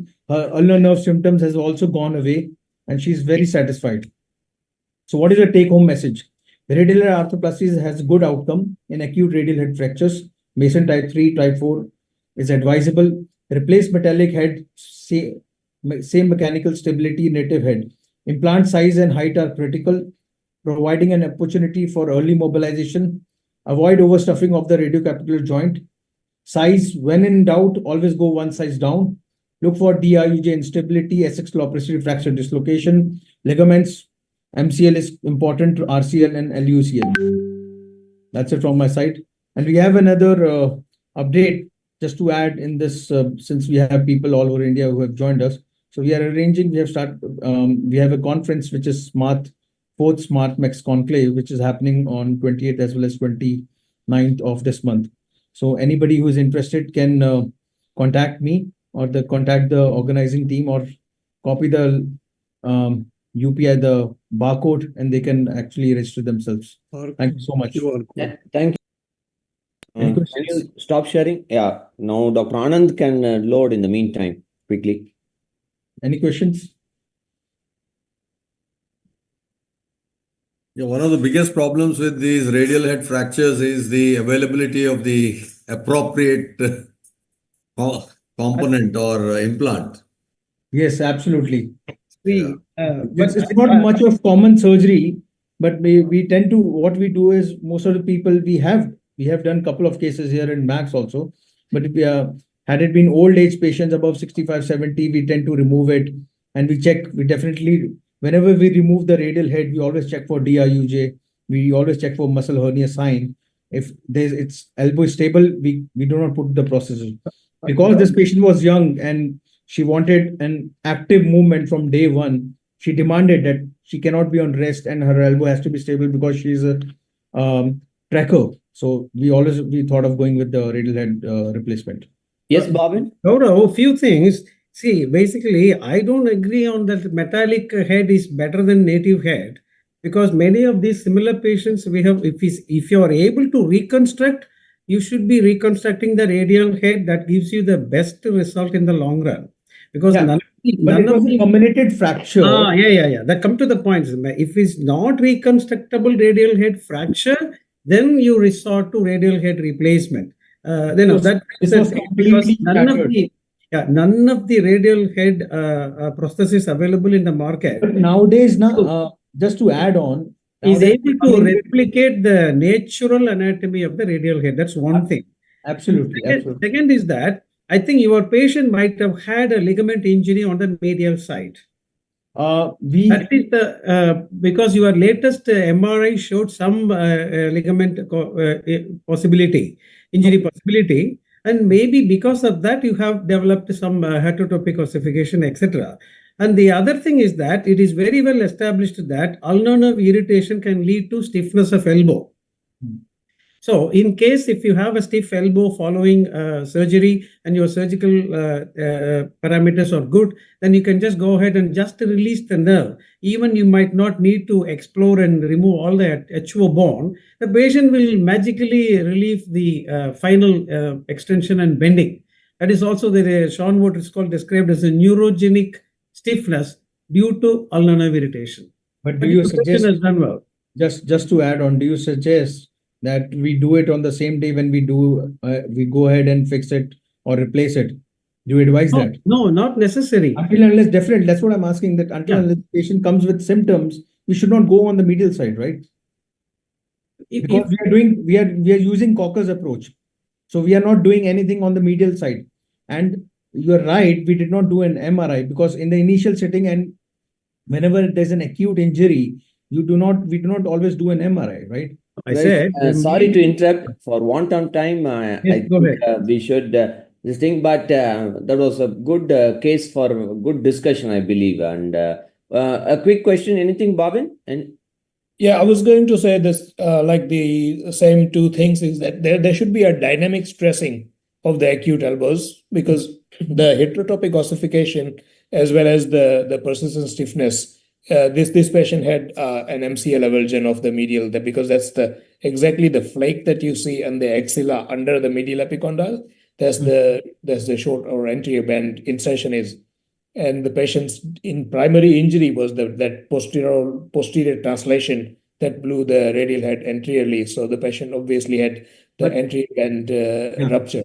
So thank you. Very strong reservation against going medially primarily. But I think we need to overcome that. I think a medial stabilization gets them, because if you see through your lateral X-rays and the CT scans, you find that the radial head is very subtly posteriorly subluxed a lot.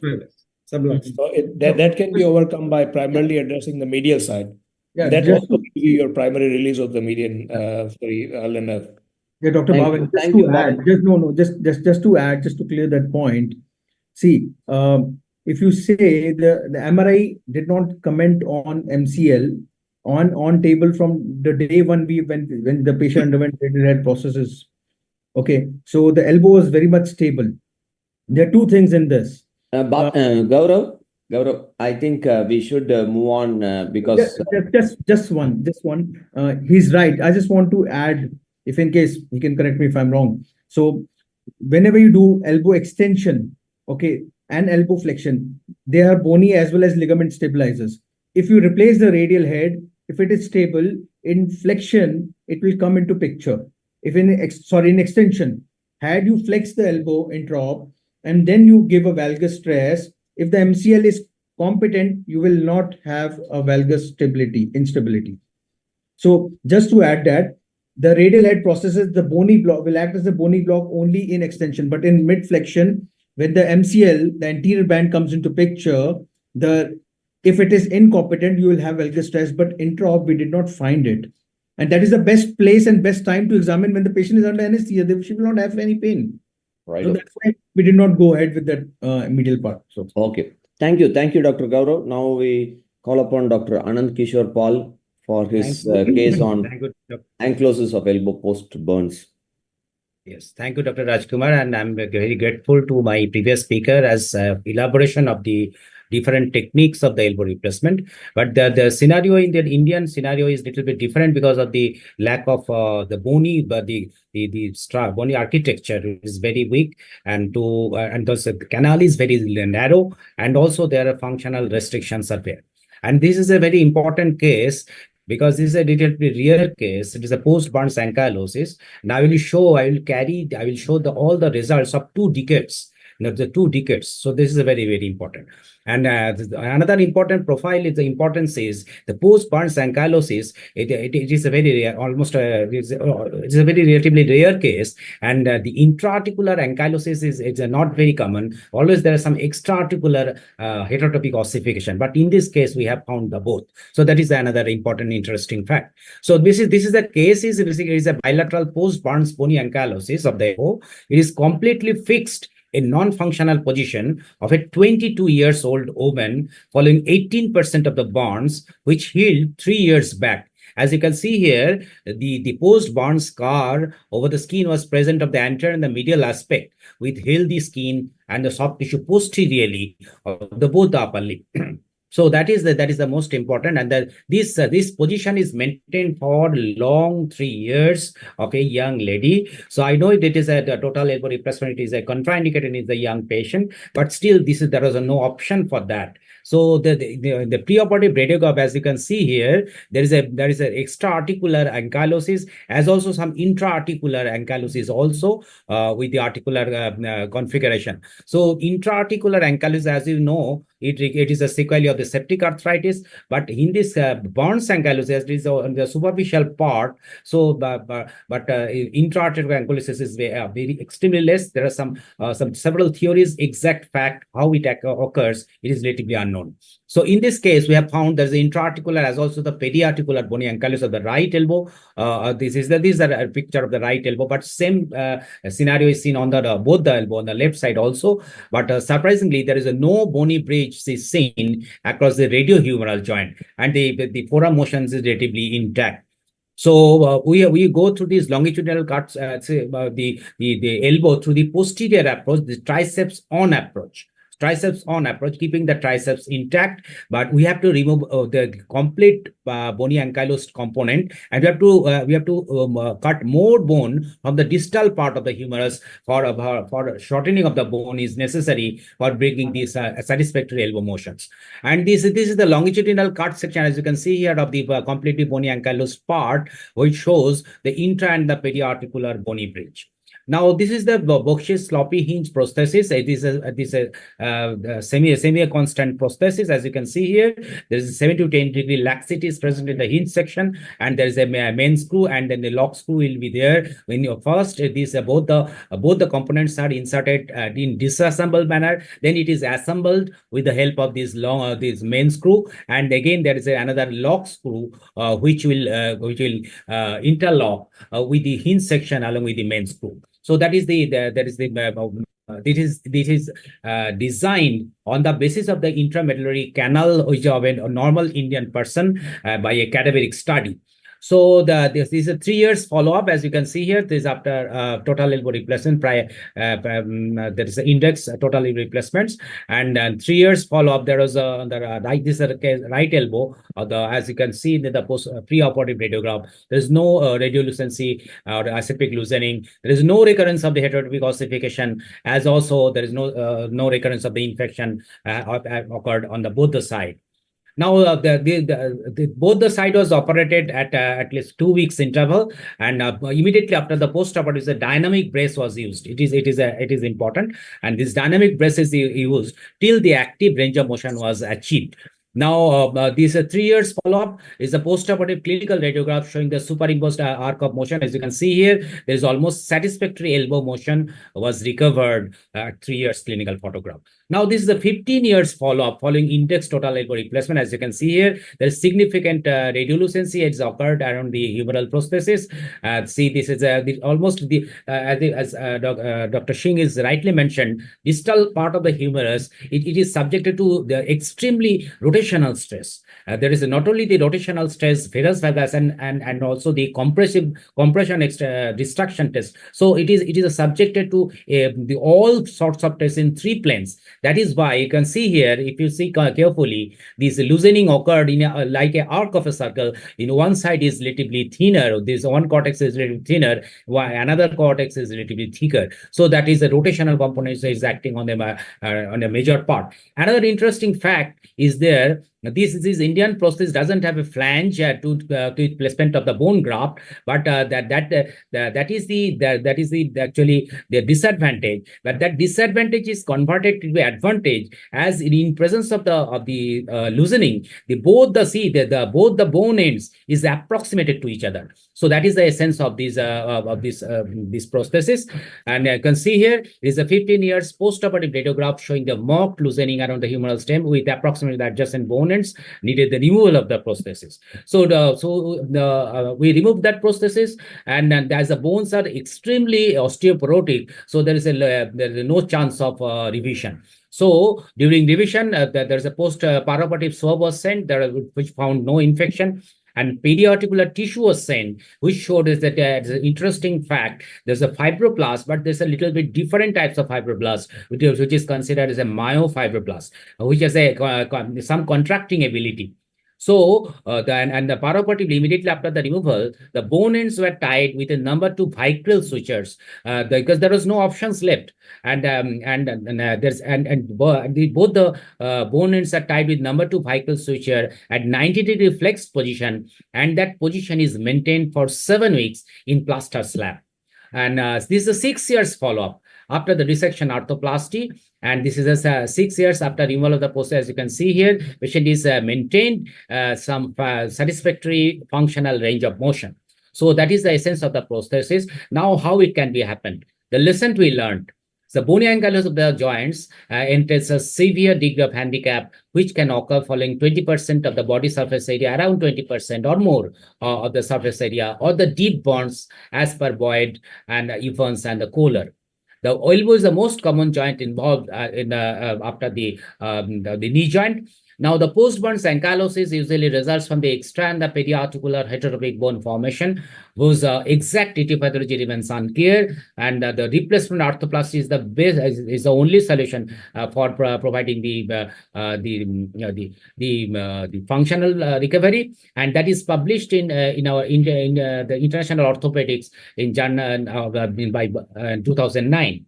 Now, absolutely precaution to be taken for prevention of the infection. That is the healing of the wound followed by the total elbow replacement. This is time gap should be at least 2 to 3 years. As in this case, it was 3 years, and there are antibiotic prophylaxis, as also immediately after the operation there was indomethacin prophylaxis, and the dynamic brace, which should be used for the protective manner till the active range of motion come.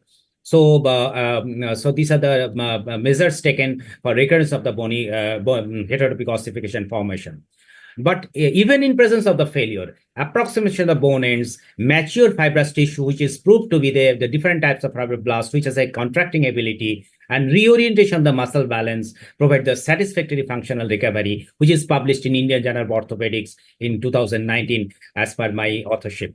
So this is the first this publication as per Dr. Bakshi and me also in 2009, and this is the second publication in Indian Journal of Orthopaedic under my guidance. Thank you. Over to Dr. Rajkumar and also other friends. Thank you, sir. In the meantime, can I ask Dr. Mukesh to load? I would like to thank Mukesh for accepting to present it after the elbow because of various commitments by the other surgeons. Over to Dr. Mukesh. In the meantime, any questions for Anand Kishore? Dr. Anand Kishore, we can take one quick question.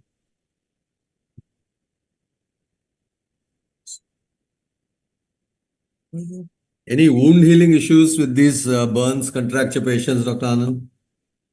Yes, I've already told. We went through the virgin area, which is on the posterior side, and it's a triceps on approach.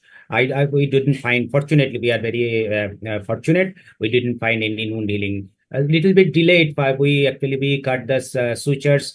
In the right side, it is on 18th day, and then the left side is on the 21st day. That is the only. Thank you, sir. Now over to Dr. Mukesh. Thank you. Dr. Rajkumar, thanks a lot. Am I audible clearly? Yeah, very much, very much. Thanks to IA and Dr. Rajkumar for this opportunity. I must say, excellent thing to learn about elbow and ankle, because shoulder is still rare in India. We are now moving towards elbow and ankle also.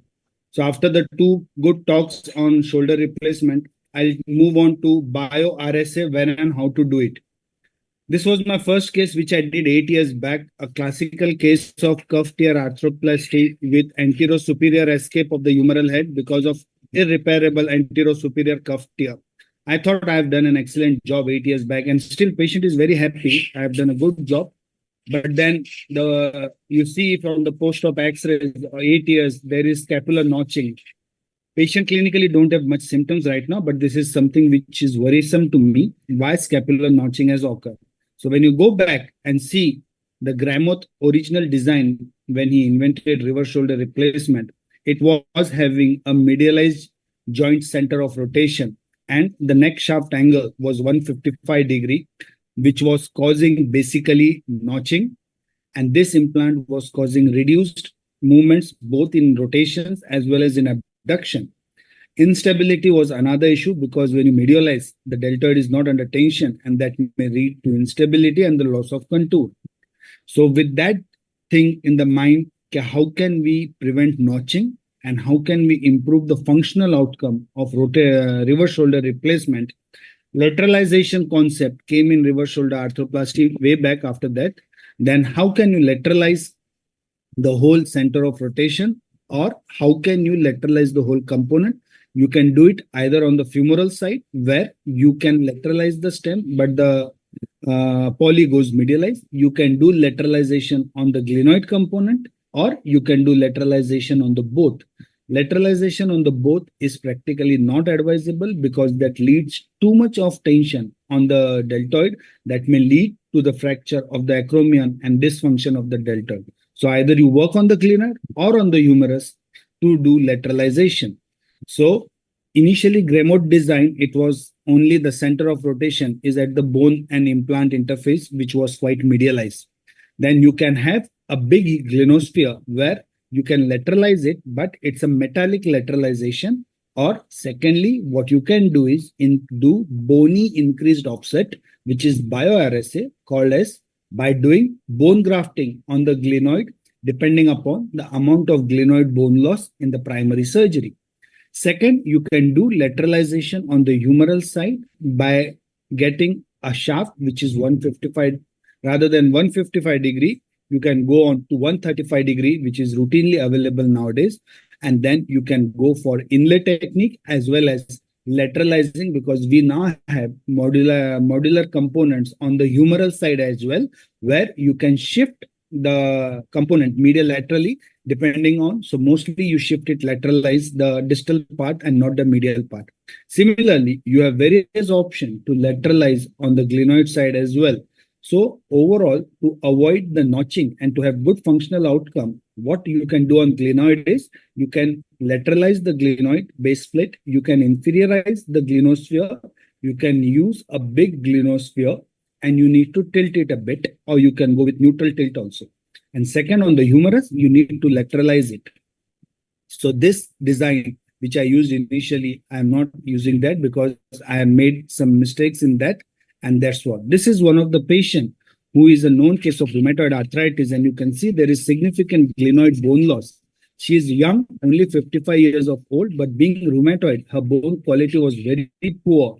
And on CT scan, you can see there is a complete proximal central bone loss. So you need to classify the bone defect, which I'll let you know in the next slide. So here it was a proximal and central bone loss. So I have used an augmented base plate, which is this one, which is broad proximally and narrow distally, so that you can have your inclination as well as you can fill the defect which was present there. So this metal bio-RSA, and you can see what a bio-RSA can do. It can lateralize, inferiorize, retensioning the deltoid properly, as well as in every reverse shoulder arthroplasty, try and repair the subscap as much as possible and try to retain posterior infraspinatus and teres minor to have that excellent rotation as well.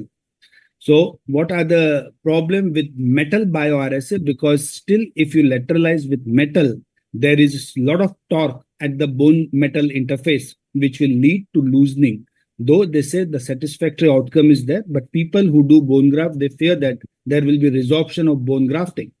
But then came Pascal Bau and his famous bony increase offset, where he takes the bone from the humeral head with his special core reamers, and then he do the sculpting and he fixes where the defect is, and he shapes the defect and fix the bone, thereby lateralizing the component, but the prosthetic center of rotation is still medialized. This point needs to be mentioned.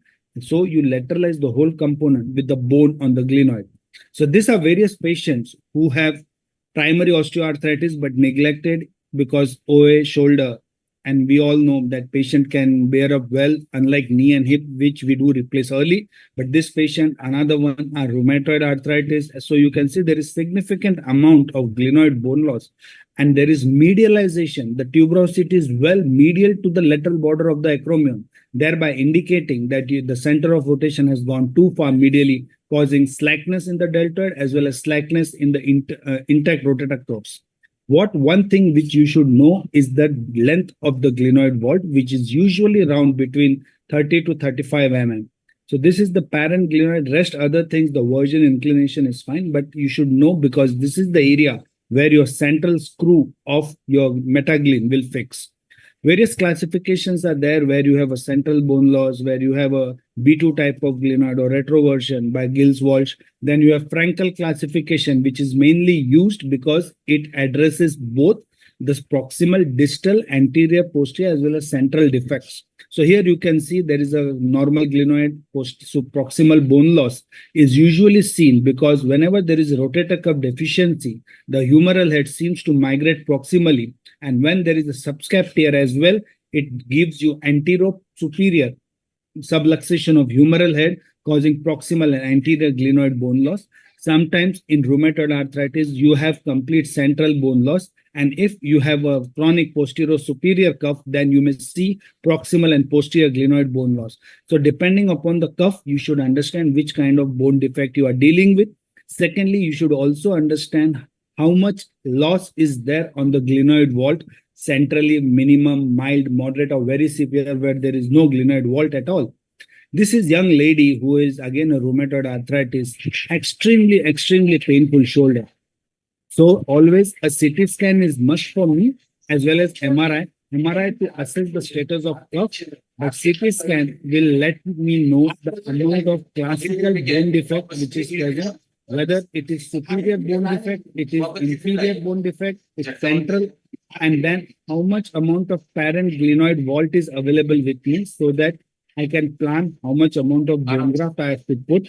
So I asked my radiologist to give me the calculation of the present glenoid vault from the lateral border of the base of the coracoid so that I can plan whether I have to put 10 millimeter graft, 5 millimeter, 8 millimeter grafts. In this case, I went ahead and did NCV to rule out any neurological injuries and also definitely rule out any infection. So this is another Hamada classification which says the amount of glenoid bone loss superior, central, anterior. So we should understand there are various classifications of bone loss, but as such, you should see the CT scan in all dimensions and see the defect is in one plane, two plane, or in all three planes. So in that patient, I took glenoid bone graft because augmented base plates were not available with me 3 years ago. And the head was very badly damaged. So I used revision base plate where the central peg is more than the routine primary metaglin base plate. So here the base plate is 25 mm. So to have a proper hold on the bio RSA, the parent bone should have at least 10 millimeters of the central peg hole to hold. As in this patient, there was proximal and central bone loss. So if you see in the upper image, I have used the bone graft with more proximally and less distally. And then I fixed it with 3 to 4 screws and used revision base plate. And this is what bio-RSA. And this patient at the end of 4 or 5 months, you can see there is complete union of the bone graft onto the parent glenoid. And patient have excellent function, full forward elevation, full abduction. So it's not only that, but see what a lateralized bio-RSA can do, can give you excellent rotation, both external as well as internal, because young patients need these rotations for their daily living activities. So shaft, you need to have less than 155 degree, and bio-RSA can increase external rotation, and glenoid bone graft in reverse shoulder has high incorporation rate, completed in almost 90% of cases in this study. Unlike in total hip where we have DDH and we put the graft, it's because of shear forces. I think there is a lot of lysis, but here the graft is under compression. Every time when you move your arm, it compresses on the glenosphere and thereby compressing the bone graft between the original bone and the metaglin. Another lady with rheumatoid arthritis, you can see a concentric central reduction. There is a slight proximal bone loss, but more of a central bone loss. And you can see how much the head has been medialized. So here, one thing, when you don't have those specialized instruments, what are available. So before doing osteotomy, I use my saw and I remove all the cartilage from the humeral head so that I can use that same concentricity of the head to fill that concentric glenoid bone defect. So after removing the cartilage, I did my osteotomy and used that head itself in the same direction which it was there pre-op, so that I can fill the defect and use the head and fixed it with the revision base plate and can lateralize my humeral, my whole of the shoulder joint. As you can see here, the lateral, the greater tuberosity is 5 to 7 millimeter lateral to the lateral end of the acromion. That gives good result. So there was a good comparison between Gramoth RSA and Bio RSA, though the number of Bio RSA very less. But important thing in that is the scapular notching has significantly gone down if you lateralize the whole component. Prosthetic instability was almost zero in the 42 cases. And glenoid loosening was also not seen in the up to the follow-up of period, but improved rotations and improved scorings were seen. So bony increased river offset, even on meta-analysis, they say that the scores statistically show significant improvement. The range of motion, they didn't found much different, but notching was very less with bio-RSA and healing of bone graft was very well. And the loosening rate was only 2.4% in this meta-analysis study in 2021. Another senior gynecologist who had suffered injury to his shoulder when he was in army, and you can see, though the rotator cuff was intact, but his age is 72, medialized shoulder, bone loss. and you can't do bone graft with total shoulder because we don't have a metal back total shoulder, because we all have poly total shoulder. I didn't identify, do your Friedman angle, see the amount of glenoid retroversion, see the amount of glenoid bone loss, and what's the amount of original vault remaining. Again, did the bio RSA with more proximal so that there is proper tilt, inferiorize it, and then distalize it, and you will see the beautiful healing of the graft and excellent function of the patient. Being a very fitness freak doctor, he wants to do all this. So I told him better not to do it because it doesn't work well in the reverse shoulder. This is last an extreme case where it was a failed reverse with severe bone loss because of osteoporosis, which didn't detected very well. And you can see I did some planning and there was hardly any bone on the glenoid. Very less glenoid vault was available. And when I went in, you can see there is superior bone loss, posterior superior, there was posterior inferior, and you can see the base of the glenoid was visible. So after giving a proper osteoporotic treatment for almost 7 to 8 months, I went in and did again a bio RSA in this patient with ILA bone graft. And you can see this was immediate post-op, this was 4 weeks. And then you can see again the union of the bone graft to the parent bone. And that's the patient who is recovering because it's hardly 4 weeks now. And you can see they are doing movements.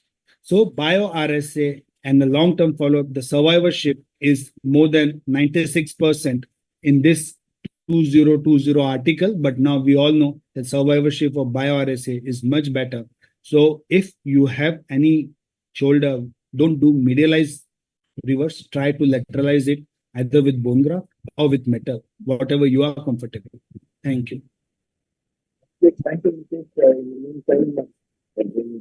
When Dr. Vinod left his talk, we can have a question.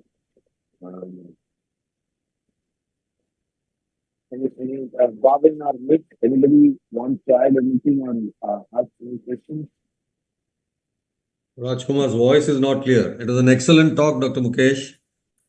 Thank you, sir. Fantastic. Great work. Yeah. Challenging cases, really. Raj, can you hear now? So while we are asking questions, can I ask Vinod to load your talk? Share your screen. Dr. Vinod is there? Yes, I am, and listening intently to all those talks. A little bit away from me, but yes, I will share my screen right now. Way north. But Dr. Vinod, don't mistake, because it is ankle, it has been pushed in the end. We are waiting for the best in the last. One of the shoulder men is still awake. All right, so the shoulder guys are interested in the foot and ankle. I'm sure they will. All right, so I'm on slideshow. I hope you can see my screen. Yes, here. Yes, it's moving also. Again, I want to thank my dear friend Ajith, my classmate, my hero, and Dr. Rajkumar and the IAA for this opportunity. So,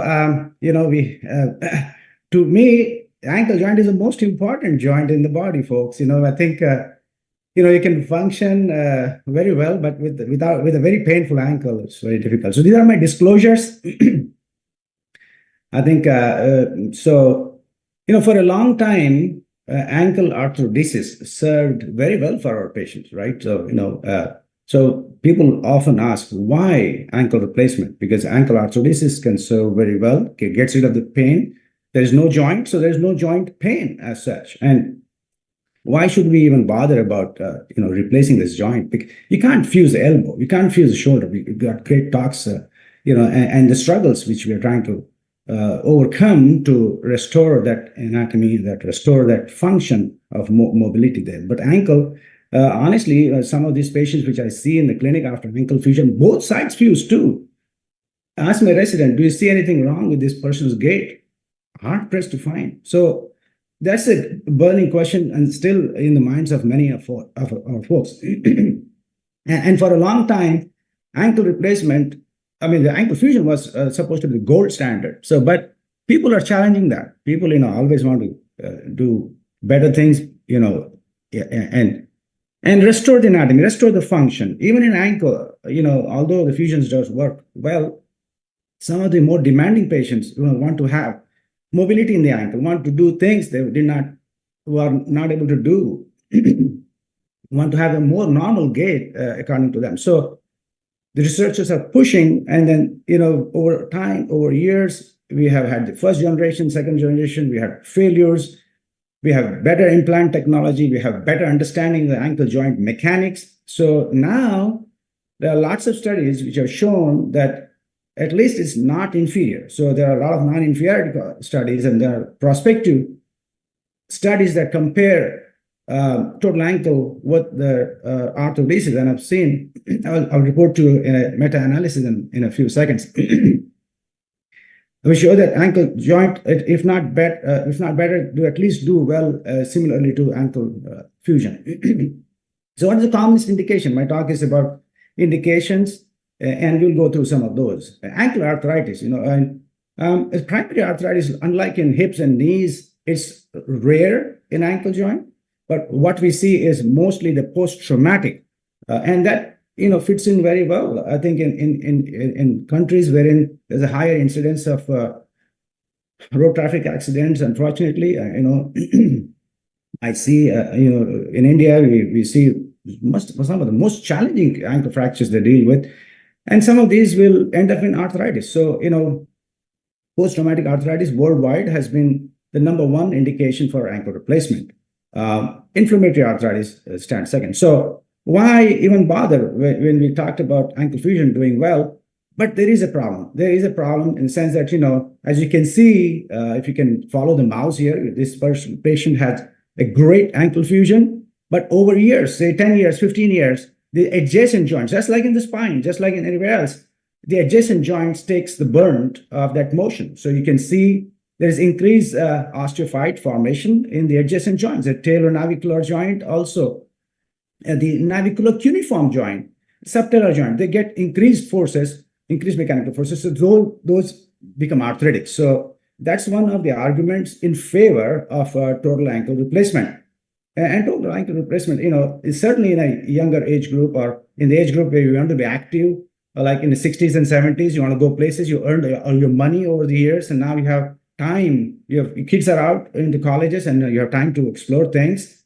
So you want to have that mobility. You want to have more natural gait, and so that will be a good age group. So this is the study. This is a recent study in April of this year. It was published, comparing, looking at data between the ankle replacement, ankle fusion. Like the study shows that there, no differences except 36 scores. Foot and ankle ability measure scores are actually better, and as you can expect, the gait and thing function would probably be better when you have some range of motion, and no difference in postoperative complications. So, but as anywhere else, you have to choose your patient wisely. You may be able to do it, but can the patient deal with ankle replacement, and does the patient have enough financial security in case they need revision and things like that? So clinical decision making is very critical.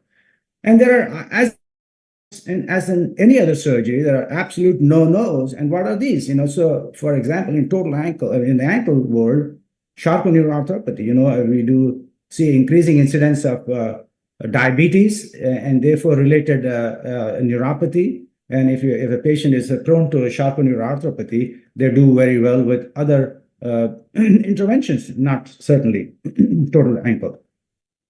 Active infection, osteomyelitis, or even remote infection, sometimes you have to be careful. Peripheral vascular disease, obviously, like anywhere else, we cannot touch them. So, but where the trouble comes in decision making is these relative contraindications, you see. So there are a number of these, and I will go over each one of them. So age, age is a moving target, and physical activity, obesity. Everywhere we go, any conference, these are the things which we talk about. And poor bone stock. If you don't have a bone stock, what will you deal with it? Sometimes soft tissue. We need to have a good soft tissue envelope to be able to get in there and safely get in there and safely get out, and not leave patients with a lot of soft tissue complications. I'm going to show you some good examples of soft tissue problems and how you get over that. And ligament support. It's not a constraint, like a hip, and you have a lot of bony stability here. The ankle depends on the soft tissues as well around it to provide the stability and neurovascular. And prior fusion, that is again been challenged. Like I said, age is a moving target. If you go to a conference, on the panel, they will ask you, oh, what is the youngest age you are comfortable doing? What is the youngest? It used to be like 70, about 10, 15 years ago, everybody was happy to do it at 70 years. I'm going to do it because the patients are low demand. They will not be putting a lot more, mechanical forces, and they don't have many years to of active life. So, but then they say, okay, 60, why not 60? They want to have better quality of life between 60 and 70 rather than 80 and 90. So the age got younger, just like in other joints too, in knees and other places. So we are doing it at younger and younger ages, and most people are comfortable doing it even at 35 years, especially if they have bad rheumatoid, juvenile rheumatoid arthritis, and so on and so forth. What about, this particular study shows, okay, if you do ankle replacement in patients younger than 50 versus lower than 50, is there a difference? Yes, there is. Obviously, because they will live longer, wear their joints, much more, subject their joints to more years of wear and tear. So you're likely to face more revision, as this particular study shows. What about obesity? So higher BMI, or just the sheer body weight, and that's the difference there. And this particular study shows that there was no significant difference. But this particular shows there's decreased 5-year survivorship with obesity. But interesting thing you see, so these patients, when you see them, they think, oh man, can I say, can you lose your weight before you come back? They'll say, oh, doctor, I'm in a catch-22. I want to walk, I want to do this and that. And I think, if you do my ankle replacement, I will get, in my treadmill and I'll be able to lose my weight. Guess what? This particular study actually is true. They may not be able to, it is what you put in your mouth, and what high calorie is, I think, the most important factor. We can control, and there are other factors, hormonal and other things too. Okay, let's move on to the bone stock. Obviously you need a good bone to put these implants. Talus doesn't have much real estate. Tibia, you have a lot more real estate above the ankle joint, but talus, we have a limited volume. So there are a couple of examples. So we can, previously you say, talar avascular necrosis, you need to go ahead and just do the TTC nail, and there's no way out. But people are innovative and think of new solutions and better solutions, and so on and so forth. We can certainly deal with some of the necrotic areas. We can curate them out. We can increase the bone stock, and so on and so forth. And also, here is an example where we are curating out the areas and then using bone graft. Sometimes you can use cement as well. Jason, you can see a little bit of cementing. And then you have stems to replace some of the bone loss. And you have examples of stem processes. Now, if the whole thing is gone, you can certainly replace that with a total talus replacement. And this is one of my patients. You need to, and then they're very happy because, you have converted a pain-free, very painful scenario. You can see she's saying 100% better, but I don't know how it will last for how many years. But what about the ankle joint above? It's like a surface replacement, and it's like a hemiarthroplasty for the hip. Does the talus wear, the tibia lower surface wear out? Yeah, you can, but you can certainly replace the tibia and the talus entirely, talus and then the tibia. So we have a choice. You can certainly remove that if the talar component subsides, or you could replace the talus and also replace the distal end of the tibia. So TTAR, total talus.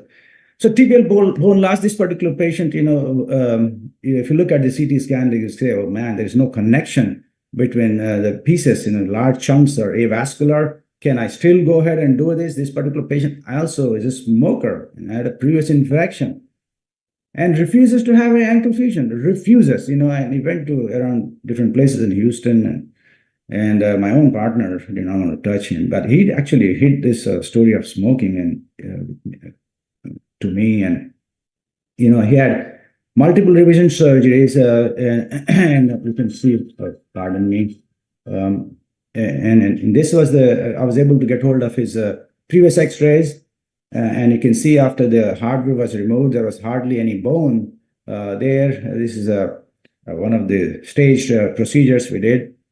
Wanted to make sure that the tissue did not grow anything. All the infection parameters were followed. You can see there's hardly anything left there, but we, at that initial surgical intervention, we put in a lot of bone graft and bone morphogenic proteins as well. Sometimes these patients have tremendous capacity we underestimate, and this guy, in 3-4 months later, we again kept an eye on the CRP and so on and so forth. He forced me. He twisted my arm, and we did go ahead and replace his ankle. He said, I'm going to take a full responsibility. If it fails, I'm okay with fusion, but I want you to do it. It's a little ethical, whether to listen to these patients, but he was confident, and okay, doc, go in there. If you feel that you really have to fuse me, go ahead, do it. Otherwise, So to my surprise, when I went in there, his bone reformed. My God, I could not believe the capacity this guy had. A smoker. Later on, I came to know he was continuing to smoke. Sometimes patients can't give up. He had good dorsalis pedis pulse, despite all that brisk capillary return, all that. And to my surprise, he's one of a very funny guy. Every time he loves playing golf. I know Dr. Singh earlier on was presenting about his elbow and saying that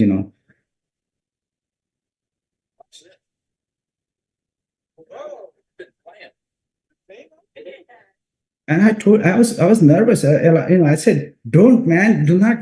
But these patients never listen. I said, I'm very careful because we didn't have much bone stock. We did that surgery. We did have good bone stock. Surprised in 3 months.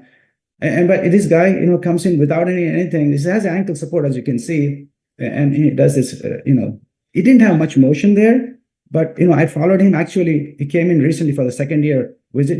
He was very proud to show me how many steps he does every day, and I saw him regularly, and he's doing great actually. And this is this is a second year, I think, after a year. And he does that same thing every time. Comes in and he does his little dance, and he loves his golf. He absolutely loves his golf. And I saw him recently as well. Anyway, moving on. Another area we wonder whether we should do an ankle replacement or not. Another indication, a relative indication, is when we say, okay, the ankle is fused, and some patients, do have pain even after fusion. Maybe it's not successful. They just can't get along with the fusion, or the fusion has not been in a good anatomical position. Is either the foot is forwardly translated, or coronal plane or sagittal plane wasn't perfect, and for some reason they want a revision, and it could be a revision to a better positioned ankle fusion, or a revision to an ankle replacement. How do they do? Well, actually, this is my own patient. We took down the ankle fusion, and then she does have motion, but not the greatest motion. But she's happy. She's happy that got, But important point to note, if some of your patients who are going for fusion may end up requesting total ankle replacement. They become more wealthy, more whatever reason, they may do that. And some of our patients, do hear from other people and then want. So one important thing is, if you are going to do fusion, do not take down that fibula. See, so if you, in this particular patient, fibula was taken down, and becomes difficult for them to have a revision. What about malalignment? So if there is malalignment issue either above or below the ankle, can you still do an ankle replacement? Yes, you can.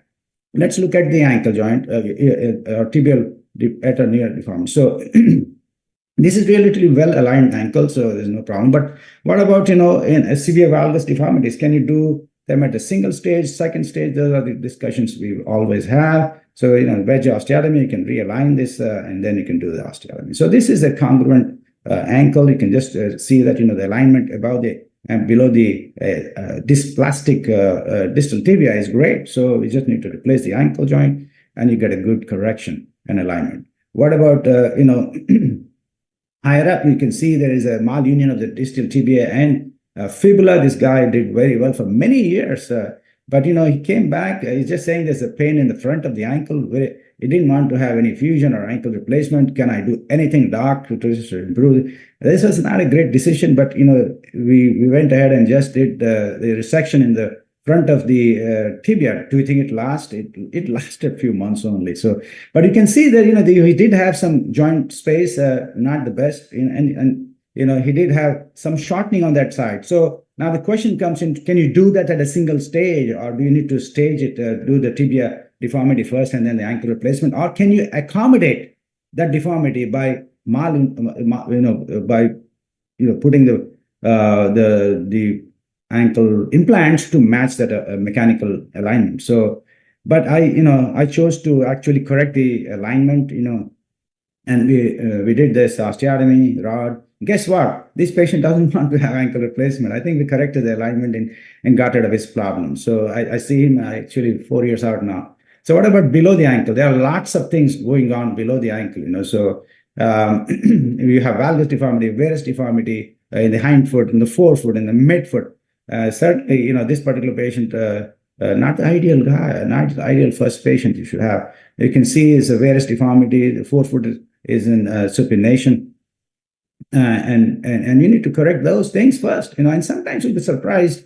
These particular patients, once you correct the deformity, they may not want to come back for ankle replacement. And this is again a flat foot. The hind foot is going the other direction.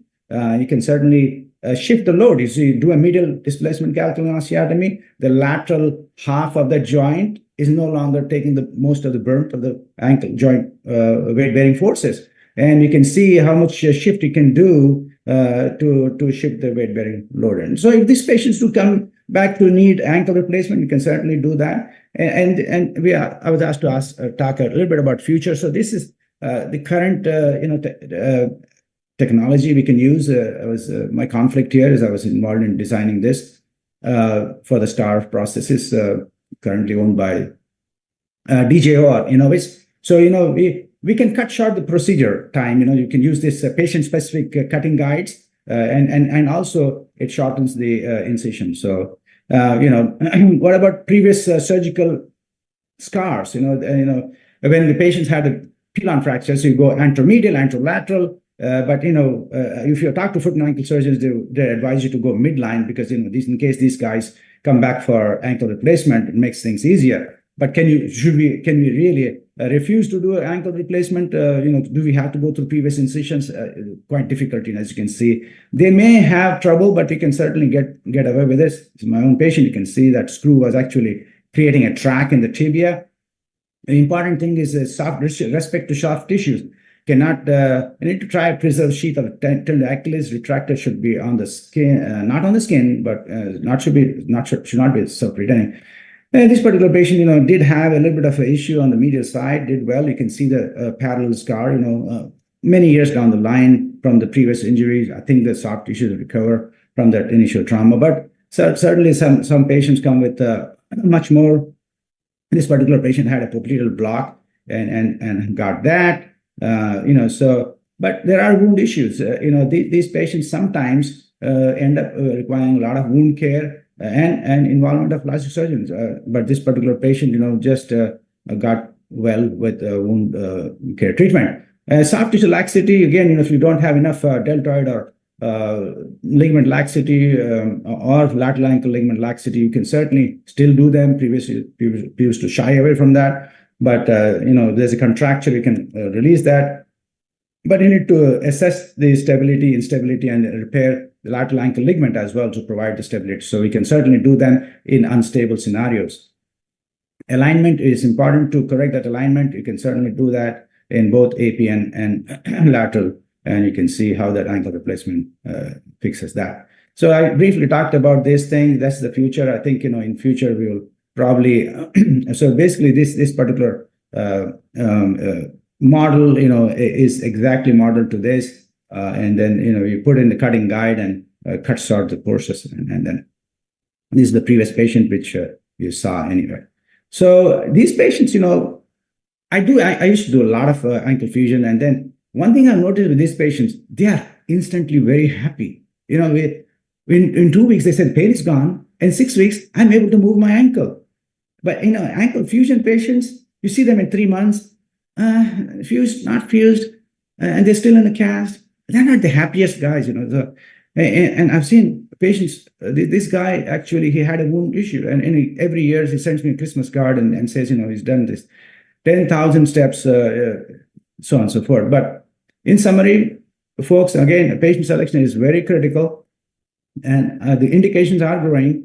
And I'm sure the total ankle replacement, in a decade ago, we are not sure whether it's going to continue to be there or not. But I can absolutely certainly say that it's going to stay, and then you will start doing revisions as well, in 10 years, 15 years time. Okay, but my advice would be to start with easy one. That's not the kind of case you want to start. I want to again thank you for the attention and the opportunity.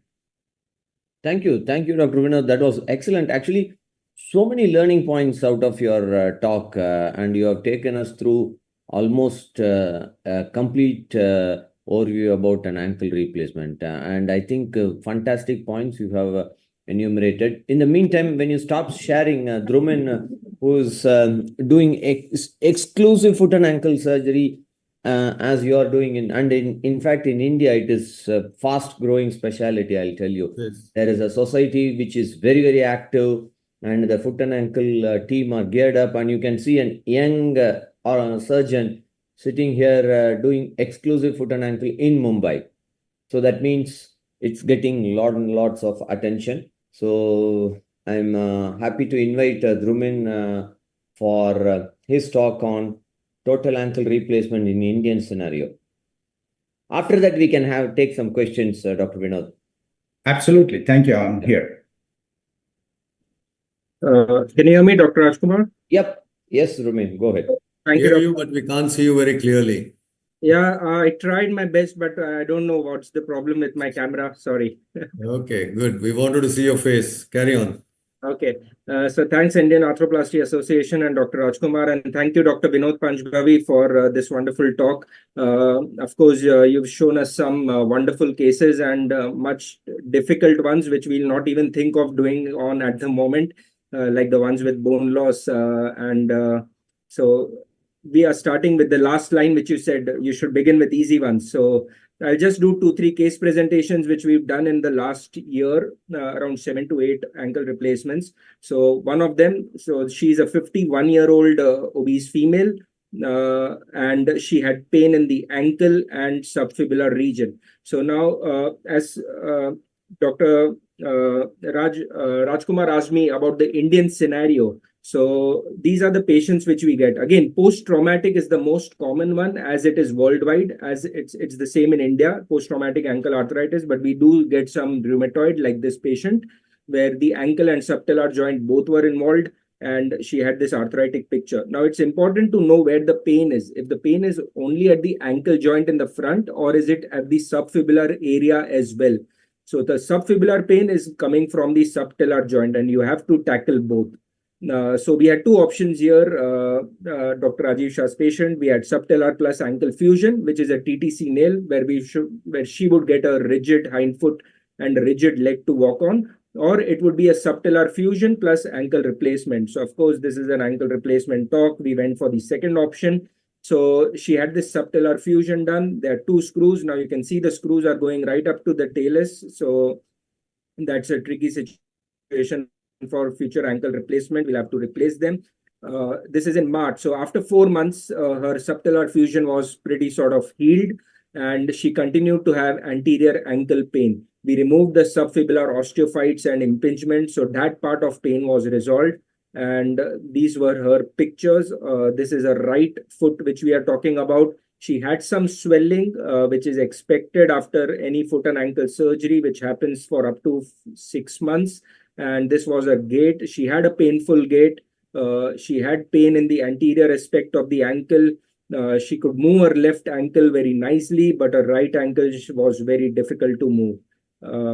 And that's when we opted for the second stage of ankle replacement. After 4 months of subtalar fusion, we did change the screws to a lesser size so we could get the talus cuts. And this is the implant which is currently available in India, which is called as Hinterman ankle replacement, which is from Wilex company. So that's what we did. These are some of the intra-op pics. So there is a tibial jig which we put first. We do the tibial cut just like the TKR proximal tibia cut. That's the jig on the right. It's 90 degrees to the tibia. And much of this operation is X-ray based, where the C-arm is in lateral position and you are standing on the foot end of the table. After the tibial cut, we do the flat cut talus. So that is the same as TKR, flat cut of tibia and talus. And then you have the chamfer cuts in the talus. So that's the jig for the chamfer cuts, which is anterior, posterior, and the slots. So then we fit in this ankle replacement. Now this is the H3 ankle replacement where the poly is separate and it's a 3-component. And this was the patient. So you can see there are 2 anchors in the fibula. So after doing the operation, it is very important to check for deltoid and lateral ligament instability. If there is any opening, then your ankle is bound to fail pretty soon. So we had to repair the lateral ankle ligaments and she was very stable after that. So this is 2 weeks. This is 6 months X-ray and she's doing well. That's her walking after 6 months. So she's much happier. And the pain is relieved. She had a bit of wound issues in the beginning, but at 6 months, it was very much healed. So that was a pre-op and the post-op. So as Dr. Binod Panjwabi said, they are happy because they get the ankle movement rather than the fusion. They crib a little bit at 3 months. Pre-op AOFA score 22 and it had improved to 75. So that was a first case. Second case, another ankle replacement where you can see a lot of talus cysts. Again, we are choosing simple patients, not with bone loss, no varus valgus deformities because we are just starting. The hindfoot alignment view, if you see the right side picture, very important. I think Professor Binod Panjwabi will agree. We should not accept any malalignment when we are doing ankle replacements. The tibia and the calcaneum should be in line. And if there is any, then we should do a sliding osteotomy and correct the alignment. So this was the post-op and this was the intra-op ankle range of movements. Many patients are stiff, especially post-traumatic. So it is very important to release the posterior capsule and the tendo-Achilles lengthening. So there are a lot of adjunct procedures which we have to do whenever we are planning an ankle replacement. One last case which I will show, another this was a post-traumatic ankle replacement. He had a lot of ankle stiffness and you can see the osteophytes and the impingement which is there. We do a CT scan just to look at the bone stock and to see any subtalar arthritic changes. Now this is 10-month post-op of this patient and again he is very happy because he's got his ankle movements. That's him walking quite comfortably with no limp. And he was able to climb stairs, drive a car. And that's what he showed, 2023, 3,000 steps. And after the operation, he had 11,000 steps in 2024. So he's now 11-month post-op. So those were the cases, a couple of more cases. So why not ankle fusion? As Professor said, you get adjacent joint arthrosis. So more than half of the study, this was a study done in 2018, that there is osteoarthritis in the adjacent joints like talonavicular and Chopard. But there's one more thing, that around 1/3 of them require further fusion surgery. So not all are symptomatic. So even if you do ankle fusion, they will get ankle arthritis, but not necessarily they will go for an operation for that. And another important study in March, which is the TARVA randomized controlled trial from the UK. At 1 year, they said both ankle replacement and fusion, they improve patients' quality of life and both appear to be safe. They were unable to show a statistically significant difference, but there is one message here. It can rule out the superiority of ankle fusion. So even though we used to say that ankle fusion is the gold standard, it may be not. Ankle replacement is as comparable to it, and it gives the extra movement to the patient and the happiness which they get, which they usually not after an fusion. We do get complications. So this case was done at Cochin where we got a slight fibula fracture while doing the tibial cut and we had to plate the fibula. So we have to keep a lot of things like fibula plating, anchors to stabilize the lateral ligament or the deltoid, sliding osteotomies or subtalar fusion, syndesmotic repair whilst doing ankle replacement. So we have to keep all this in mind and be prepared for this. So that's where I've trained in the UK and with Professor Beat Hinterman, who is the founder of this ankle replacement company. Thank you. Yeah, thank you, Dr. Raman. That was a very good talk with a lot of cases and a lot of learning points from those cases. Before we go to Vinod for question, I would like to ask one question to Raman. In India, if you say ankle replacement, you will suggest for post-traumatic or inflammatory, because we see both very commonly. Post-traumatic in a young patient, middle-aged patient is inflammatory. So ankle replacement, one indication means which one? So for me, to begin with, as beginners, rheumatoid arthritis is good because there's not much varus valgus deformities, and they get pretty good results, and their age is more. So we should try and select patients above 60 at the moment, because we need to give them one operation. All patients will ask us, doctor, is this the only operation or will I need more? So if you are selecting post-traumatic, we tend to get younger patients, 40s, 50s. And we also always have to explain that you might need a second operation of revision ankle or a TTC fusion. So at the moment, I think to begin with, as we are developing our skills, a 60 and above 60-year-old rheumatoid with no malalignment would be our ideal patient. Excellent points. Now to Vinod, my last question. Dr. Vinod, you showed so much of cases with a lot of bone loss. But my question is, see, you are doing an ankle replacement for bone loss. Unfortunately, loosening happens and it creates more bone loss. Okay, and talus is already a small bone. And what happens further down? Fusion becomes a big problem after that, a big bone loss. Yes, that is a good question. And you know, experienced people can ask those questions. Yes, you're right. When we remove this big metal chunk and you have put in a bone graft, and sometimes the bone does not get incorporated in the either proximal or distally, a secondary fusion is versus a primary total TTC fusion. So if you have a patient doesn't have a total ankle or anything like that, or no implants, and you're trying to fuse the joints above and below the ankle joint, their success rate is much better. But now if you, even if didn't have any bone stock problem, and you had a failed total ankle infection, whatever reason, loosening, maybe cysts, even those scenarios compared to the primary ones, the secondary ones after remove the implants, they take a long time. But fortunately, we do have technology, because as the problems come up, we come up with more solutions. So, we have 3D printing, makes it more stable. We can, carve out implants to fit the gap. So I think, we come up with new solutions. That's what I'm saying. So that, there are challenges, more challenging to fuse it after removing the implants, after taking out all a necrotic bone, which there might be. But, with the 3D printing technology and more customized possibilities, we can still achieve fusion. But again, like Dhurman said, we have to, manage patients' expectations, like Dr. Singh also earlier said. And if they're saying, okay, I just want one operation, I would lean heavily towards fusion, because that has worked for many years and then can still work. Even though they may get arthritis in the adjacent joints, not all of them will seek further treatment. They can still manage.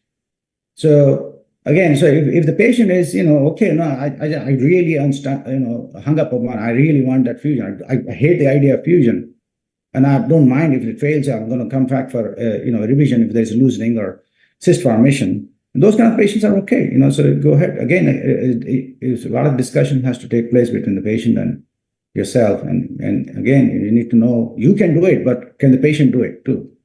So the take-home message here, as you said, is it that if fibula is not there, the distal end fibula, that is the lateral malleolus is there, not there, Is that a absolute contraindication for an ankle replacement?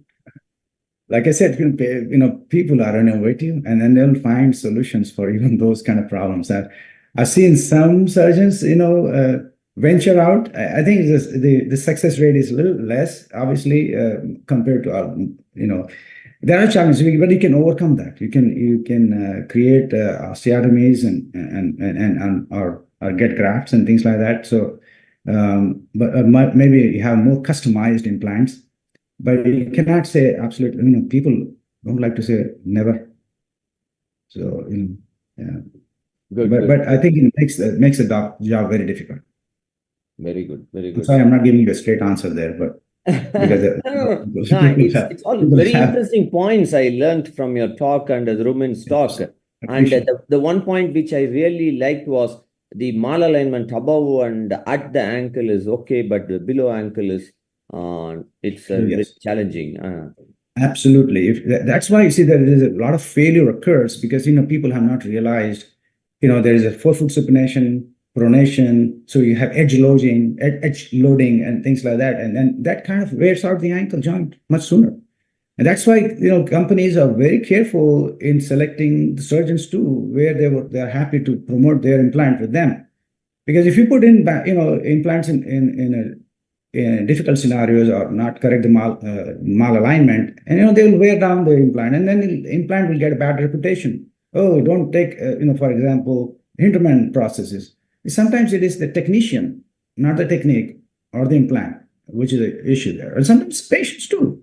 So there are so many factors for failure, but certainly we can control as many factors, and we should address as many factors as possible. And malalignment is certainly the number one factor for loosening and cyst formation. Very good point. Very good. Yes, Dr. Ajith, any questions? Very interesting. Actually, if we keep asking Vinod, we can keep on asking a lot of questions. But I think time is also. I have a question to Please, Dr. Vinod. please. What is the rehabilitation you do after the surgery? Like, what is the protocol you use? That's a good question. So, I mean, like every surgeon, the first worry you have is the wound, whether the wound will heal or not, and then for 2 weeks, you're kind of really scared, make sure that the wound is healing. There's no, necrotic things like that. I've shown a couple of examples where you go, man, wish there was no wound problem. So for 2 weeks, I said no weight bearing, no nothing, just, in a splint. And at 2 weeks, if the wound is great, and then you can have a little bit of a conversation with the patient, very compliant patient, so you can certainly say, well, I'm going to put you in a cam boot and don't want you to walk, but you can just gently start moving. But, to be most conservative, 6 weeks, no weight bearing, cast, come back 6 weeks, take it out. So, the philosophy there is, there is a time for the bony ingrowth to occur and then, loosen. But people who are more compliant, certainly you can get the motion going much sooner. And there are folks who start weight bearing much earlier too. But me, I'm very conservative. So I say 6 weeks, 2 weeks, wound checkup, cast for 6 weeks. And after that, let them free. Ankle replacement post subtalar fusion. How's the results?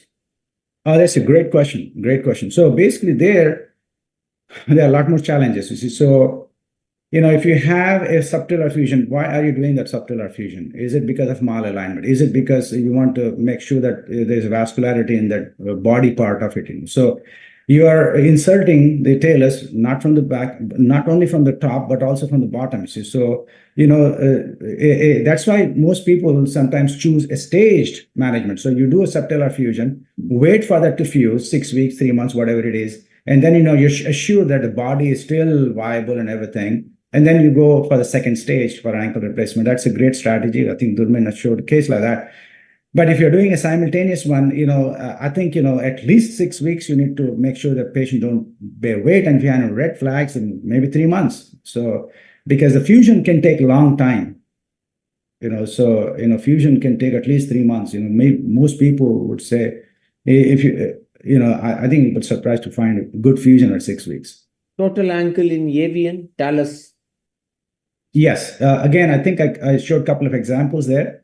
Depends on how much of an avian there is. And if you can scoop out the avian part and, or cement it or put fresh new bone graft, create more channels for that new bone which you put in to get incorporated, certainly do that. When the whole body is gone, you can have total talus replacement, on top of. Now we don't have much experience with TTAR, total talus and ankle replacement.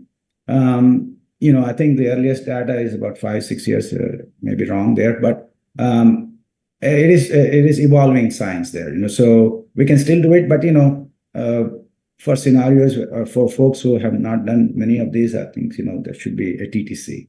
Thank you, Dr. And people are doing total talus, which is much easier than TTC. Just remove that dead part and put an implant. Yes, Dr. Ajith, any questions? No questions. It's been a long session, so I think guys are waiting. Just for the information of Vinod and the other faculty, all these seminars are all uploaded on YouTube, so it will be there for people to watch it at leisure. IA website will have IA website, sorry. Yeah. So from the website, it can be seen. So I think a lot of people will visit the website to see this because of so much of information out of this webinar today. So I think that will add so much of additional value to this webinar, and we would like to thank all the faculty, particularly the ankle surgeons who waited till the end of the webinar to give the last 2 talks, but still it was almost matching the whole quality of all the other joints as well. So thank you, Dr. Vinod and Dr. Dhrumin. Over to Dr. Ajith to close. Just before we close, just interested to see how Dr. Bhavin Jadav is still awake at this time. What's the time in Australia? He's a true Indian. He's from Gujarat. He's true Indian. It's 1:45 in the morning now. I don't have any clinics tomorrow. I only have the grand rounds, and I'm going to present my talk from today to the grand rounds tomorrow. So I'm okay. I thought you were going to place an ankle replacement tomorrow. He's a full-time AO surgeon, so probably he might start doing ankle as well. Right. Okay. I'm inspired by his talk. I might start replacing the shoulders now. Right. So yeah, just to wind up, thanks to everybody and particularly to all the speakers and to Dr. Our secretary, dynamic secretary, Rajkumar, for compiling, getting hold of people from across the globe, east, west, north, and south. Thanks a lot. It's been a great ride. I think this is the last webinar as president and secretary for both of us. The next team takes over next month. So again, grateful to that, and thank you all. Thank you once again. And I would like to extend my sincere thanks on behalf of IAA and on behalf of our president and as a secretary. Actually, this is a nice way of ending our tenure as the president and secretary by doing the other part of shoulder, ankle, and total elbow arthroplasty. All this while we were doing various topics about hips and knees. And I think that is also very satisfying for us and as a faculty, you all also. Thank you once again for coming and enlightening us with your knowledge. Thank you, sir. Good night. Cheers. Good night. Thanks, Vinod. Thank you. Thank you, Catch up in Bangalore. Thank you, Vinod. Yeah. Yes, of course. Thank you. Bhavin as well. Yeah. Recording stopped. Yeah. Now I have stopped the recording.